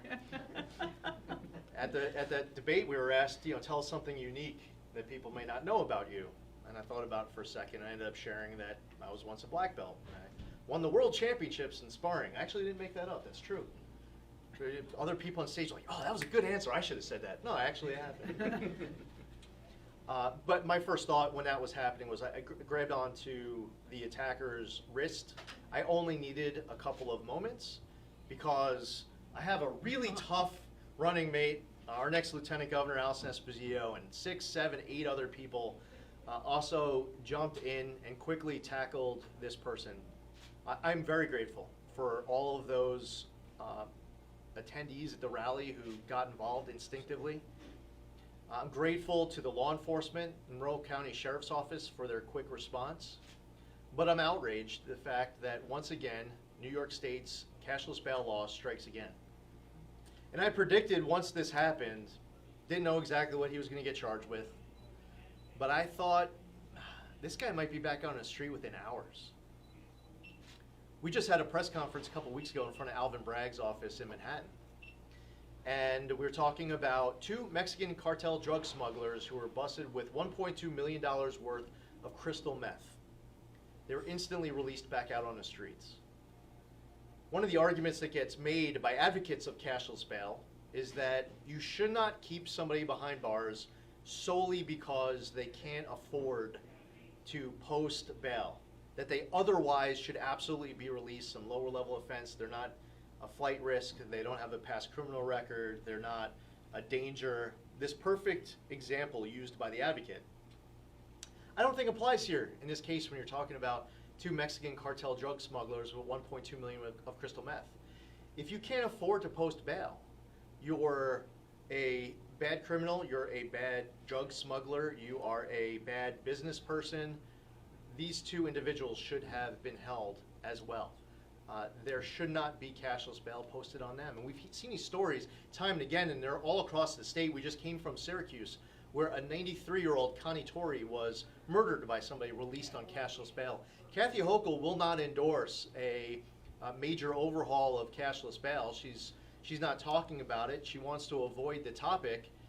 And she says when confronted by media that the data doesn't support a change to cashless bail. I would offer that if she counts up the press clippings of all of the people who have been released on cashless bail and went out and committed additional offenses, that's your data. Count up the press clippings. Just count up the amount of times the New York Post has written stories that talk about people released on cashless bail and they go out and commit additional offenses.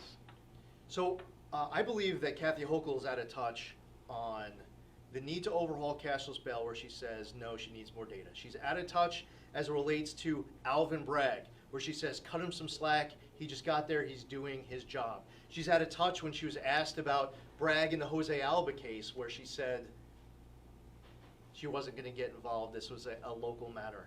Jose Alba ended up having the murder charge against him dropped, because of public pressure. What if we took the advice of Kathy Hochul and none of us got involved in the case? Just let them deal with it. Well, he'd still be facing a murder charge. And by the way, if there wasn't video evidence, he might still be in Rikers Island. He might be there for many years. And what's interesting is, as I travel around this state, how many people in Jefferson County, yes, they care about the closure of Ogdensburg. They care about new overtime rules for farming, which should be stopped. They care about the implementation of the HALT Act, harming correctional officers who live up here in the North Country. They care about tourism and the border. They care about dairy. But they're also talking about what they see coming out of their state, what they see coming out of Albany, what they see coming out of our nation's capital. So it's important for us to focus on these issues, because even if the Connie Torrey case might be in Syracuse, it might be a victim up further into the North Country in Jefferson County or St. Lawrence or Lewis or Franklin next. We are all in this together as New Yorkers. Lastly, is that we have to restore balance to Albany, not just political balance, geographic balance. New York Republican gubernatorial nominee Lee Zeldin spent the final day of his campaign in the Bronx at a subway stop where a stabbing occurred on Sunday. The Republican congressman hammered Governor Kathy Hochul while discussing his top campaign issue, addressing the rise in violent crime. Zeldin has made public safety priority number one and said that should he win, he will declare a crime emergency in his first day in office. Recent polling shows Hochul still in the lead, but Zeldin claims momentum is on his side. He is counting on a larger than usual share of New York City's vote and a blowout upstate to make him the first Republican to win a New York gubernatorial election since George Pataki in 2002. Well, good morning, everybody, and thank you for being here. New Yorkers of all walks of life are uniting as New Yorkers to take back our streets, to take back our subways. People have said enough. This isn't about Republican versus Democrat. This is about all of us uniting. You know, we've been in this situation decades past where people who are in government were trying to lecture the public that this is perception. There's nothing to see here. Look away. And it wasn't until New Yorkers united in the early 90s that they decided that they were going to take back our streets. Over the course of these last few weeks of the campaign, it's presented an opportunity for candidates for the governor, for people running for offices at different levels to talk about their vision on the issues that matter most to New Yorkers. Well, the issue that I hear about a lot from New Yorkers is that they care about wanting to be able to feel safer on the streets and on the subways. Kathy Hochul has made a strategic calculation. She wanted to just get people to look away, stop focusing on this issue. When we were at our debate a couple weeks ago, question after question after question asked to us about the topic of fighting crime. I pointed out that here we are almost halfway through the debate. We're almost entirely through the conversation about fighting crime, and she still had not yet spoken about the whole locking up the bad guy aspect of fighting crime. She could have taken it as a hint, a suggestion. She could have used that opportunity to have that light bulb now go off in her head and say, oh yeah, this is my idea. These are my ideas in order to lock up the bad guy. But instead she said she doesn't understand why this is so important to me. And when she said she doesn't understand why this is so important to me, she is saying that she doesn't understand why this is so important to all New Yorkers who care about this issue. She dug herself quite a hole. Now, what does she do when you dig yourself a hole? She kept digging. She went on MSNBC last weekend, and on MSNBC she started talking about how this was all just some conspiracy. She says that it was data denial.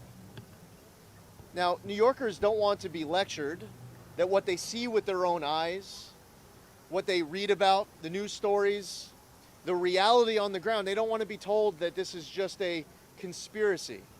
So what does she do? She's now dug an even bigger hole. She kept digging. She went on CNN about 2 or 3 days ago, and on the morning show, she didn't realize that it was a split screen.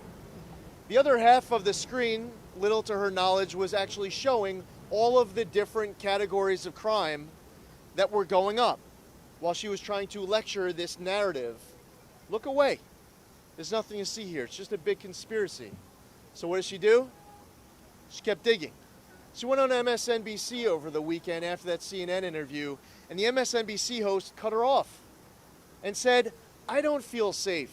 When I go to the pharmacy, everything is locked up. I'm not riding the subway." She had a rally over the weekend with former President Bill Clinton, and during the rally, President Clinton was joking around about this, joking around about what brings us all here today, why we are here. After that, he then starts mocking us focused on the need to fight crime.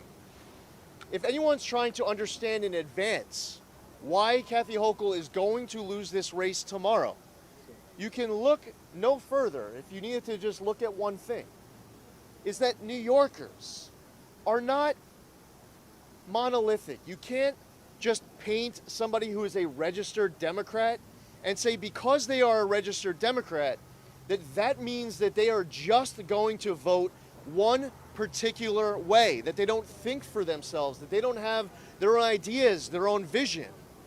And what they really want is to see action. Last year, we introduced our Secure Our Streets plan for New York. It's focused on rolling back pro-criminal laws like cashless bail. Even Mayor Adams says that judges should have discretion to weigh dangerousness. He's right. Mayor Adams says that we should amend the Raise the Age law. He's right. We all need to work together, and that will be the first call on Wednesday morning to Mayor Adams, because we have to represent our mutual constituents. And we're focused on working together to make these streets safer. We also need district attorneys doing their job. Right here in the Bronx, there was a guy who was knocked cold into a coma named Jesus Cortez. It was all caught on video. The NYPD charged originally attempted murder, and while Jesus Cortez was in a coma, the glove that knocked him into the coma wasn't like some regular glove. This thing was a weapon. It was like steel on the end of it. The district attorney reduced that charge to misdemeanor assault and harassment, and then due to New York's cashless bail laws and the fact that you can't weigh discretion, you can't weigh dangerousness, as a result, this person ends up back out on the street, even though he's a convicted sex offender out on parole. So the reality here on the ground is that we have some district attorneys who need to do a better job. On day one, Alvin Bragg came into office, and his day one memo said all across the board there were all different kinds of offenses. He just wasn't going to charge at all. All sorts of other offenses he was going to charge as lesser included offenses. If you're the district attorney and you want a change to a law, you go to that body that created the law and you advocate for a change. What you don't do as the prosecutor, as the district attorney, is just say, we're not going to enforce all these different laws across the board. Again, New Yorkers, you can't paint everybody with one broad brush. New Yorkers want to make sure that our streets are safe. They want to make sure our subways are safe. There are a couple dozen or so proposals on our Secure Our Streets plan, which has only expanded since then. On the first day in January, we are going to declare a crime emergency here in the state of New York. Plan A is for the state legislature to come to the table. I want to work with them. So far, they've indicated that not only do they not want to make changes to the laws that are already on the books, but they feel like they haven't passed enough pro-criminal laws. That's not the answer.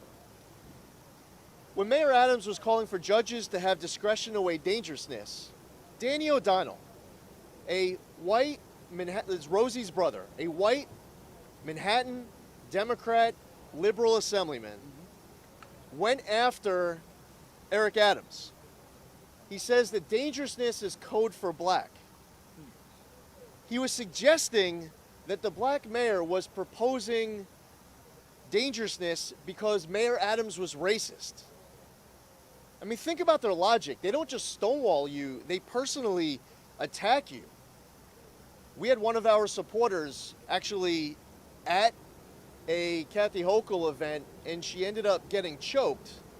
It's all caught on video. It's been reported by some in the media. And Brad Hoylman, a state senator, called on me to condemn the victim. Political violence in all forms, in any form, is not okay. I don't care whether you support one side or another side, Republican, Democrat, Independent, there's no room ever for political violence in any way, shape, or form. So now, just this morning, you want to talk subway crimes? Kathy Hochul says it's about data denying when we're here talking about this. This morning, a man was stabbed in the chest at the 111th Street Station in South Richmond Hill in Queens. A 25-year-old was slashed in the face at the Cypress Hills Station in Brooklyn. A 54-year-old man was stabbed in the arm at the 149th Street Grand Concourse Station in the Bronx. That was this morning, okay? Yesterday, there was a stabbing that took place right here. A 44-year-old was stabbed in the neck by somebody half of his age, standing on the number 6 platform by a 24-year-old, Jared Johnson. Fled from the station, but was later arrested on assault and harassment charges. Now, some people want to talk about these crimes as if the only crimes that are taking place are crimes with guns. And by the way, we should be talking about crimes committed with these illegal firearms. That's a real issue. But what we can't ignore is the reality that there are all different kinds of crimes that are being committed across this city. When you heard that MSNBC host talking about how when she goes to the pharmacy that her stuff is locked up, this is a crime that has an impact. And people are emboldened. Go talk to the bodega workers, the owners, the supermarkets. Their product is getting stolen, sometimes by the same person, just coming in and out frequently, and they just take it off the shelves. They don't care if you're filming them. There are people who are afraid of being pushed in front of an oncoming subway car. There are people who are concerned about getting stabbed and the other crimes that are taking place. We need to hire more law enforcement. Okay, the NYPD is having a year where they are bleeding out their ranks, more than we have seen in a very long time. Kathy Hochul said that part of her solution, it was primarily twofold. A couple weeks before the election, no coincidence, day after a bad poll, she says that she was going to have more cops in the subways. Okay, you have my attention. We've been talking about this for a long time. She's talking about mandatory overtime from NYPD already stretched thin. We have to hire more law enforcement. And you're taking people off of other beats to monitor this one. Secondly, she said that we have people who are emotionally disturbed people on the street, and they need to be removed from the street. Okay, you have my attention. We've been talking about this for a while.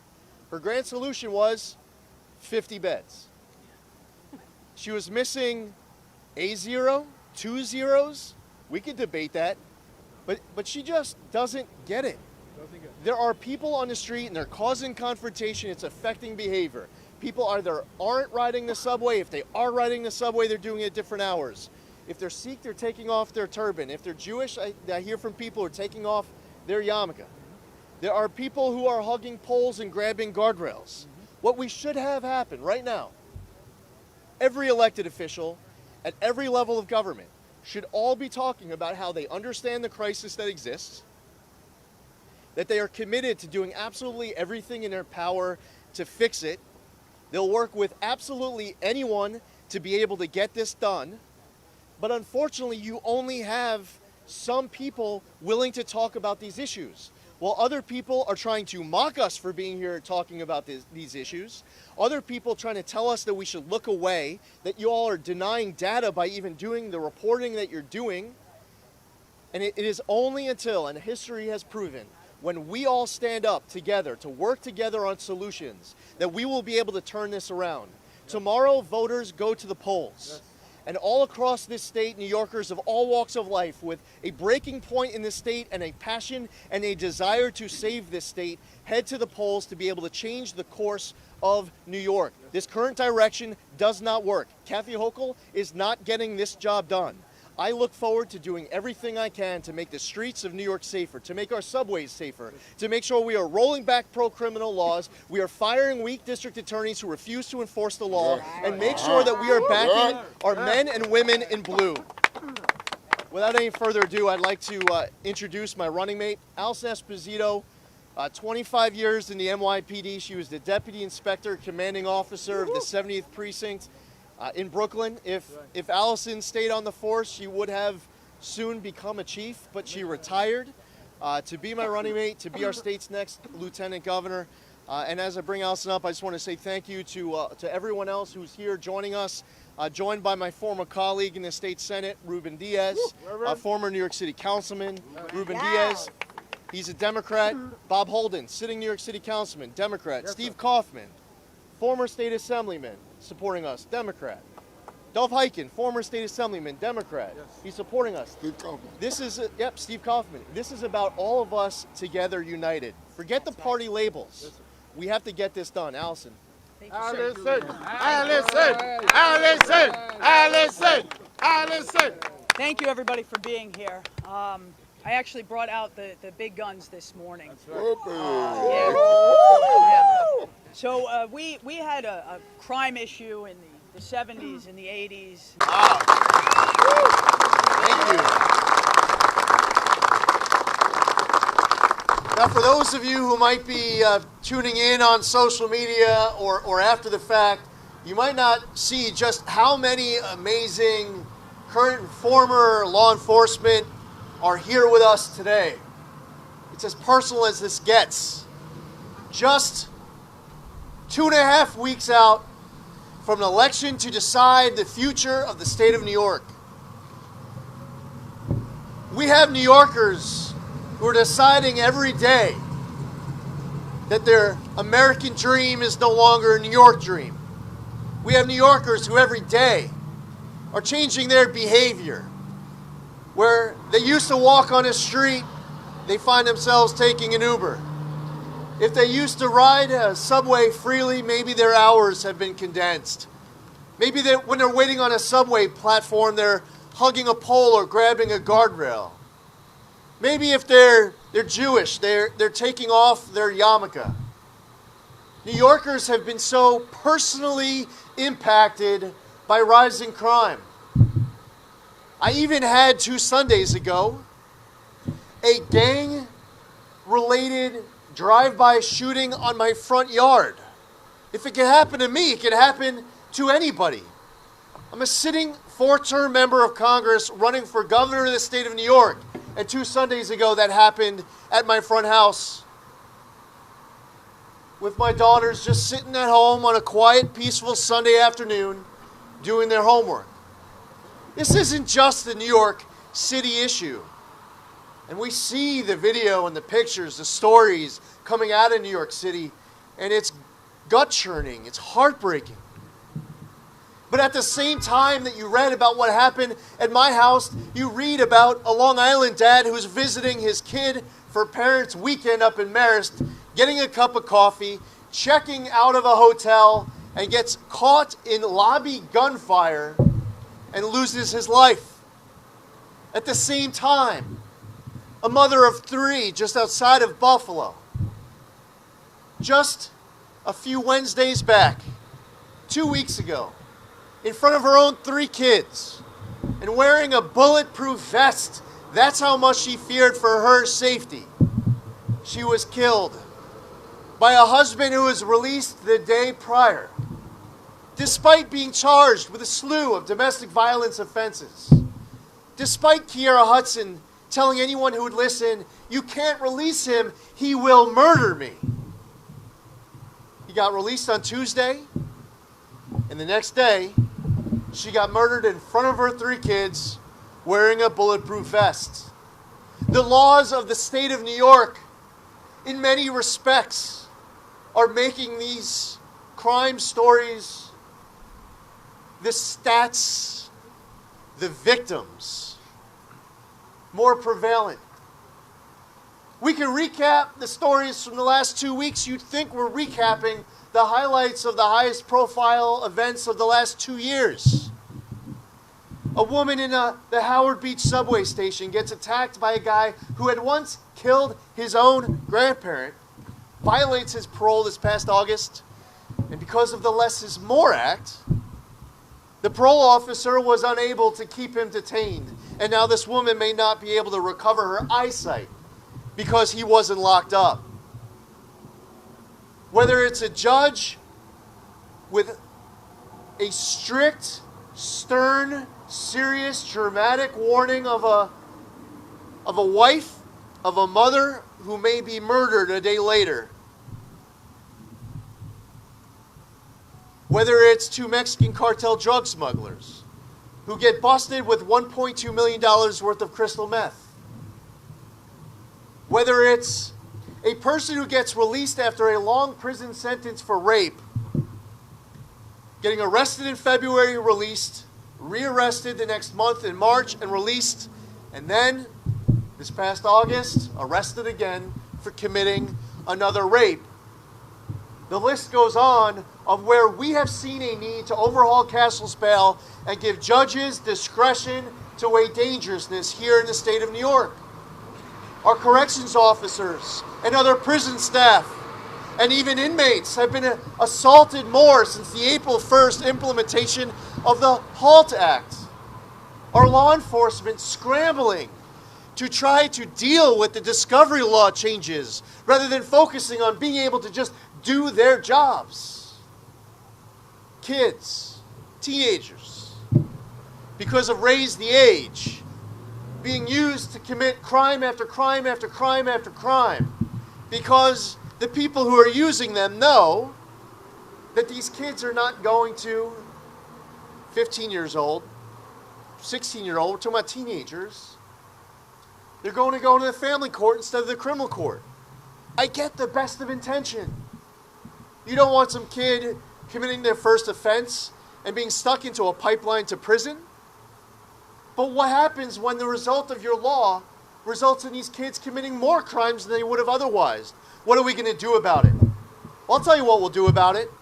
The first step on November 8th is firing Kathy Hochul and ending one-party rule up in Albany.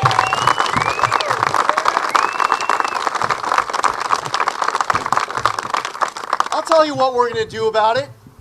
The first action, the first day that we're in office, is sending a message to any district attorney out there who doesn't want to enforce the law, that there are consequences, because the New York State Constitution says in this state where we don't have recall election, a governor has what is not just a constitutional authority, but I would say a constitutional duty to remove a DA who refuses to enforce the law. So we are telling you, Alvin Bragg, on day one, action one, you are being fired for your refusal to enforce the law.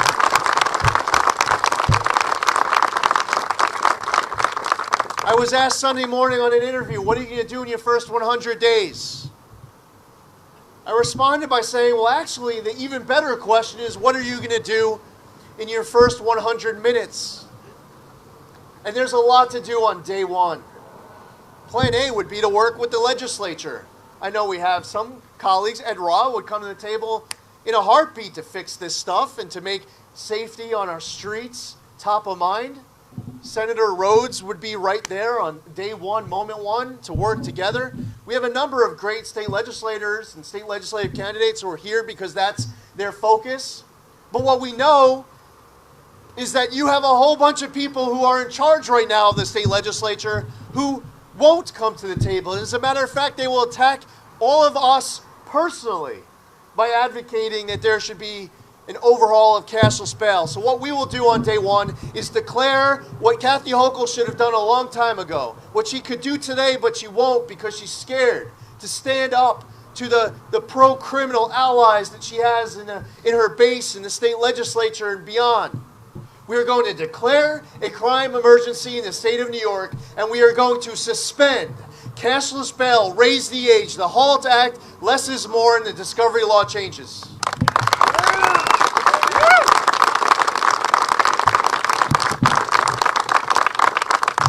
I was raised in a law enforcement household. I'm an FOP member, proudly. I spent my week inside of a law enforcement household. I spent my weekend inside of another law enforcement household because my parents were divorced and remarried.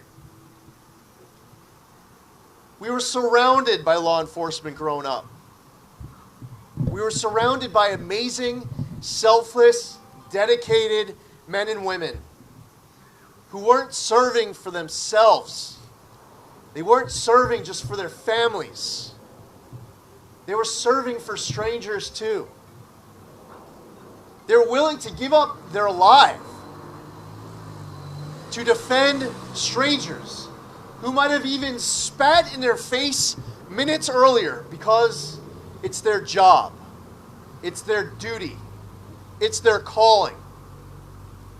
I couldn't be more honored to stand here today and very proudly accept the endorsement of the amazing men and women of the New York State FOP.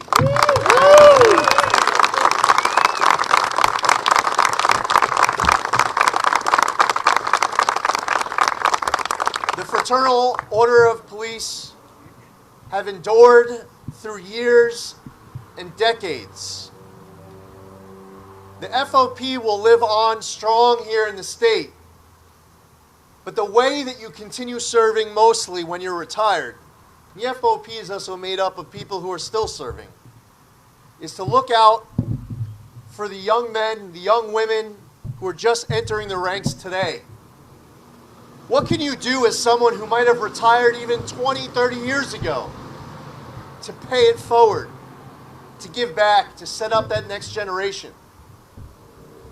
That's why we are all here today, to secure our streets, to make sure that pro-criminal laws are being rolled back, to make sure that DAs who refuse to enforce the law are being held accountable, but also to ensure that we are unapologetically and proudly backing all of our men and women in active law enforcement and everyone to follow.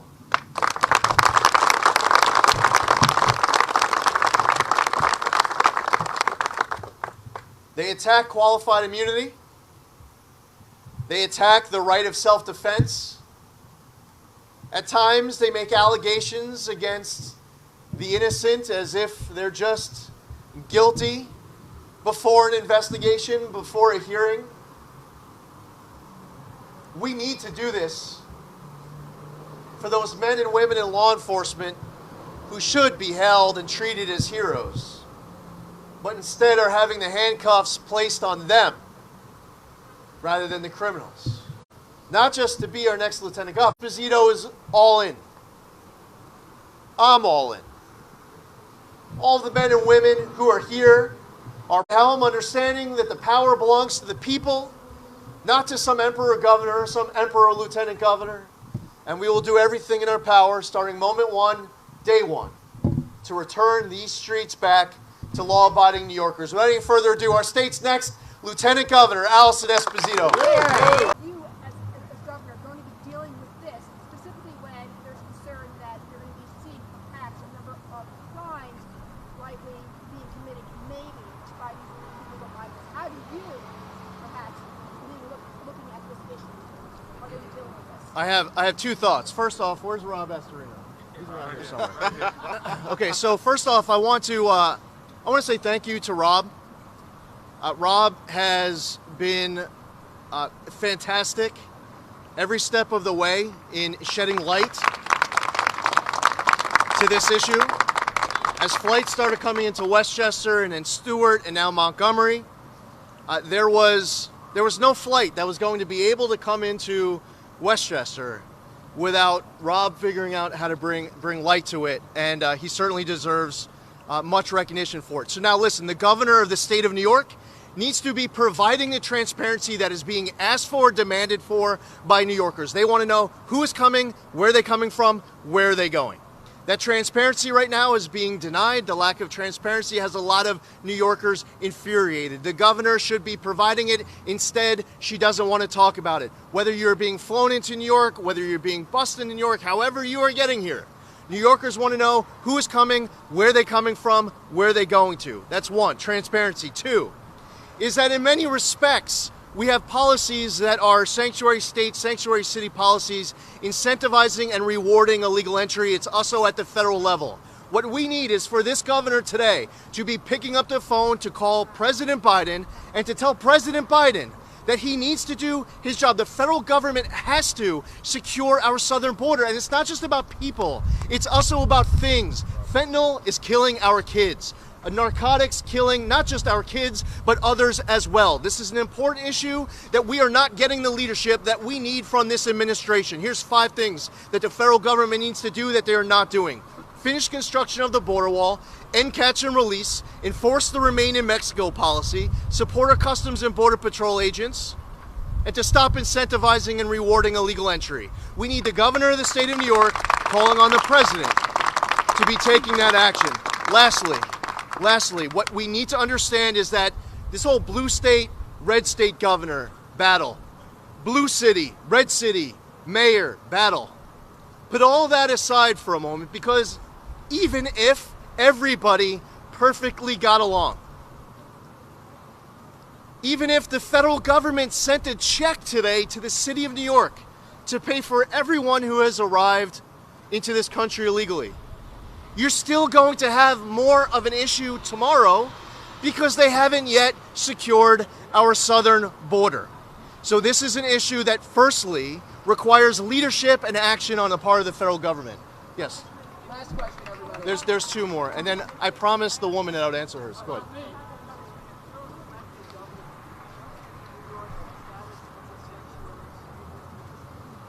Ending it. There are sanctuary state policies that New York has that should be ended. We saw it with the creation of a multi-billion-dollar excluded workers fund that was created. They raised taxes in order to pay for it. There's a green light law that is in place that prevents federal law enforcement to be able to get access to DMV records. There was just an expansion of Medicaid where they're now providing additional tax dollars to people who aren't legally here. They keep on trying to find new ways to incentivize and reward illegal entry. And the problem is that our state budget's over $220 billion. We can't afford it. If this isn't something where you just show up on day one and say the law is changed. However, there will be an opportunity in our first executive budget and the first state budget due at the end of March, due by April 1st, where we absolutely will be making proposals that will ensure that we are being more responsible with policy and tax dollars. Last question. Go ahead.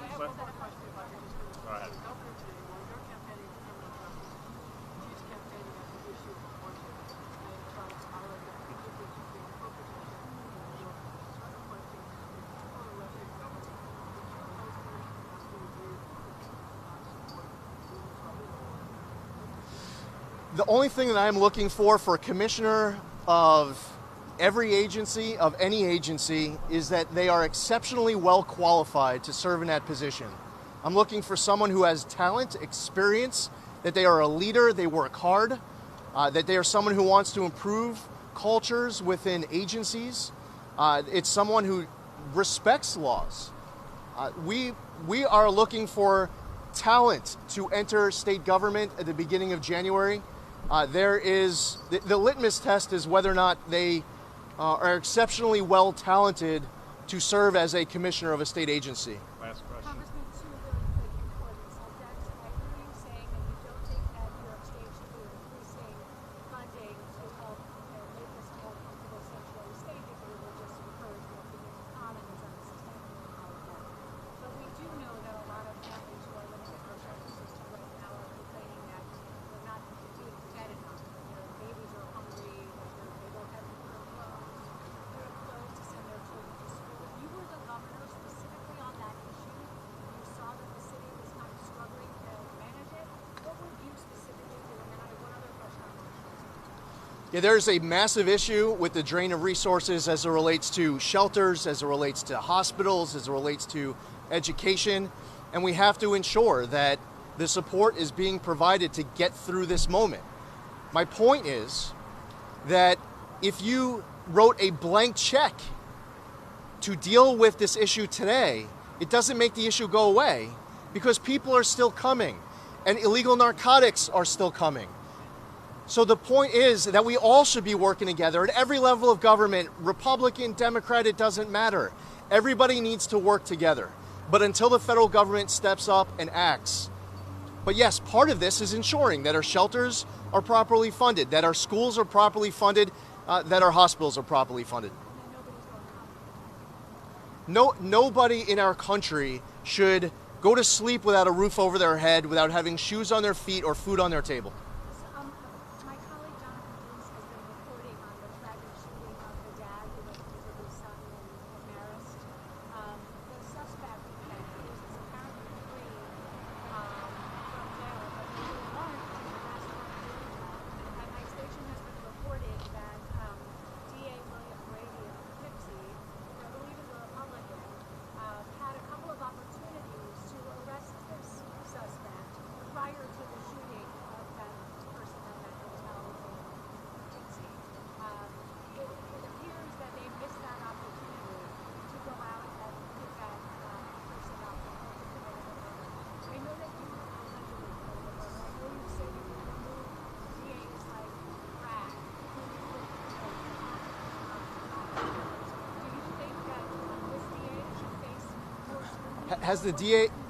Has the DA stated why the arrest wasn't made? Not specifically, but some people familiar with the case think that he's trying to build a local case and that's why That was the first. So I'm a former prosecutor. Some of the first thing I would like to know is more facts as to why a person wouldn't be arrested.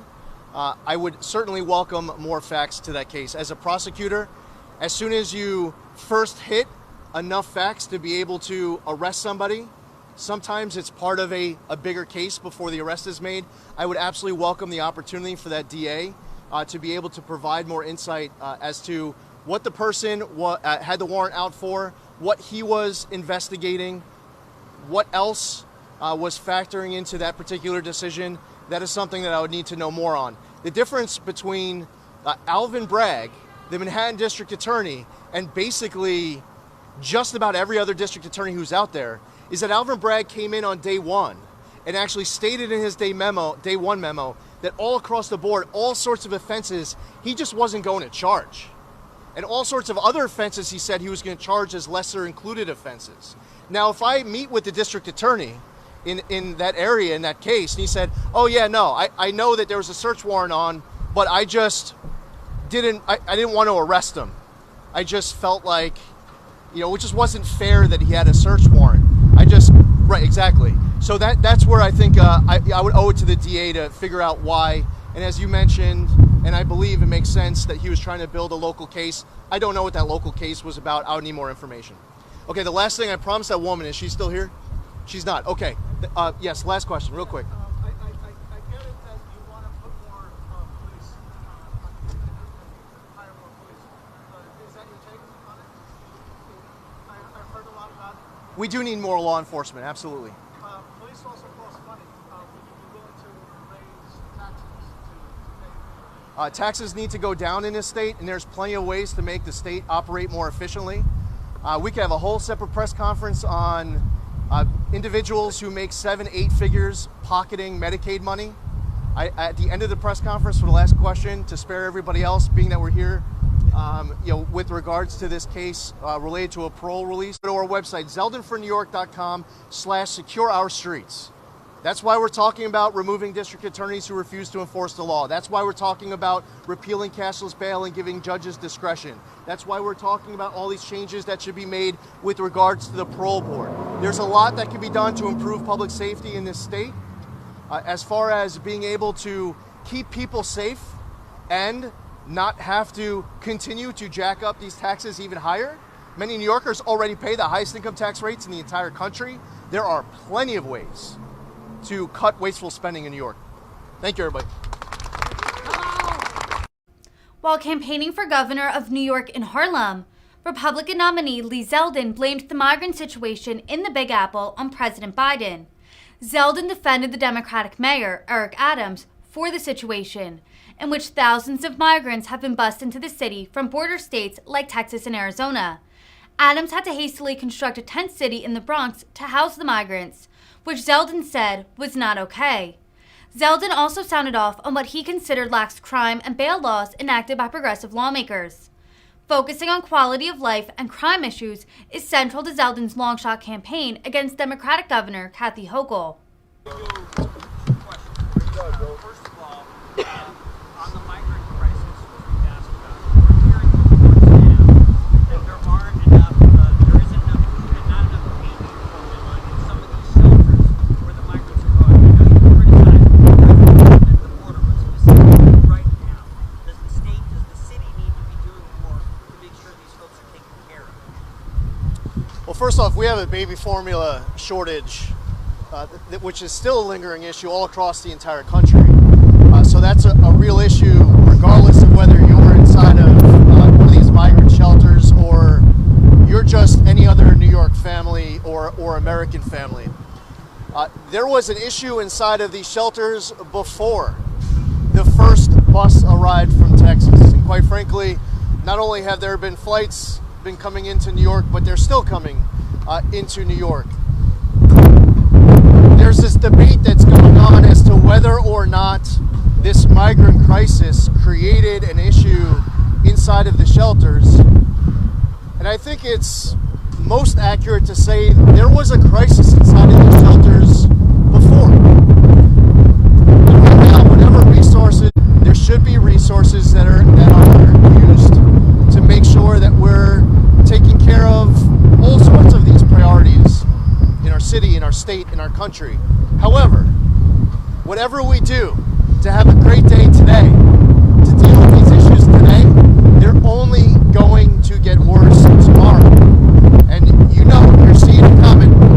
We're all going to be gathering in the Bronx, where they're creating a tent city, and we'll be having a conversation about why that is not okay. So you might as well lean into that reality that's coming, because that level of accountability and discussion is only going to happen next. Regardless of party, we need the federal government to step up and do more. And it's not about what do you do to deal with this today inside of New York City. It's about making sure it doesn't get worse tomorrow inside of New York City by securing our border. And I've outlined so many different ways to do that. As you've indicated, we come with specifics, we come with solutions. Those specifics and those solutions are not being followed, and that's why this keeps getting worse. It's not because of Mayor Adams not providing enough baby formula to someone in a shelter today. That's not why you're asking the question truly, because even if he did, you're going to have more of a question to ask tomorrow, because they just keep coming.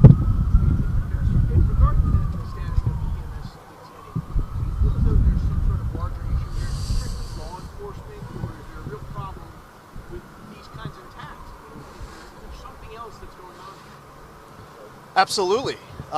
Now listen, when you see these individual stories and you learn more about it, and I see we have a McDonald's across the street. We were down at the McDonald's on Delancey Street a few weeks ago, and in that case, you can have a conversation about whether or not the Axeman was undercharged, whether or not there should be a cashless bail law where the judge can't weigh dangerousness and must release that person back out on the street. We were just talking about 2 Mexican cartel drug smugglers, and then last week there was the person who got attacked, as I mentioned earlier, by someone who the parole officer was unable to keep detained despite the parole violation from August. The EMT case, we still need to learn more. As far as I'm aware as of now, I don't know of a past criminal record. There clearly is an extreme level of mental health issues that would cause somebody to do that. What the government's interaction with that person has been, I don't know, from the past. Was there some point where the system broke down, where he should have gotten help and he didn't? I don't know enough about him in that particular case. But it was just the next day while we were all mourning what had happened to that EMT, that we read about the steam fitter who got stabbed to death fatally on an L train. People are walking these streets now with their head on a swivel in a way that they shouldn't have to. People telling me stories about how if they have to go 2 blocks, they're calling an Uber rather than walking. People who used to go out for a morning walk at 5 a.m. now don't feel safe to do so. We were together at another press conference when we were talking about the Jewish man who has to take his yarmulke off in the subway and his wife won't even ride the subway. There's so many different facts and stories behind the reality of the criminal and behind the reality of the victim. Part of this has to do with the laws. Part of this has to do with the DAs. Part of this has to do with the judges and the courts. Part of this is a mental health issue and education. And it really sums up the whole reason why we're here this morning. Why we put together this 5-pillar plan called Pathways Up is because we feel like this starts early in grade school. And people go on different paths. And they need a job, they need to be able to live independently, they need to have a roof over their head, and they need to be able to have food on their table. They need to be able to live the American dream, and right now that dream is not possible. And it's leading some people down a life where they're the one committing that unprovoked attack, harming others. We can't paint this all with one broad brush.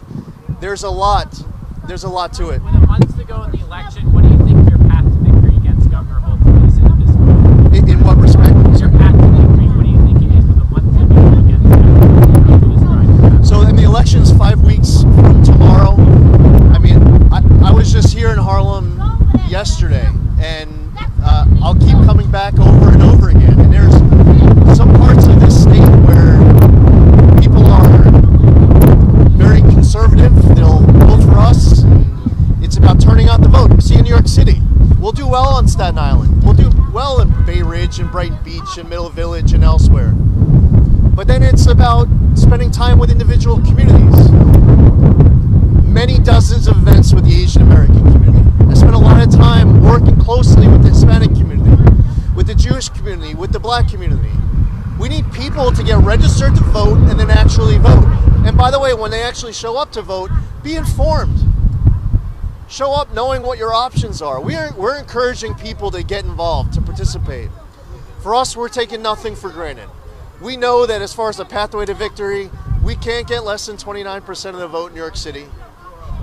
We know that if we get over 35% of the vote in New York City, it becomes very unlikely that we lose the race. So we're spending a lot of time in the city. We're here almost every single day to earn the support of voters and to keep showing up to earn keeping the support of voters.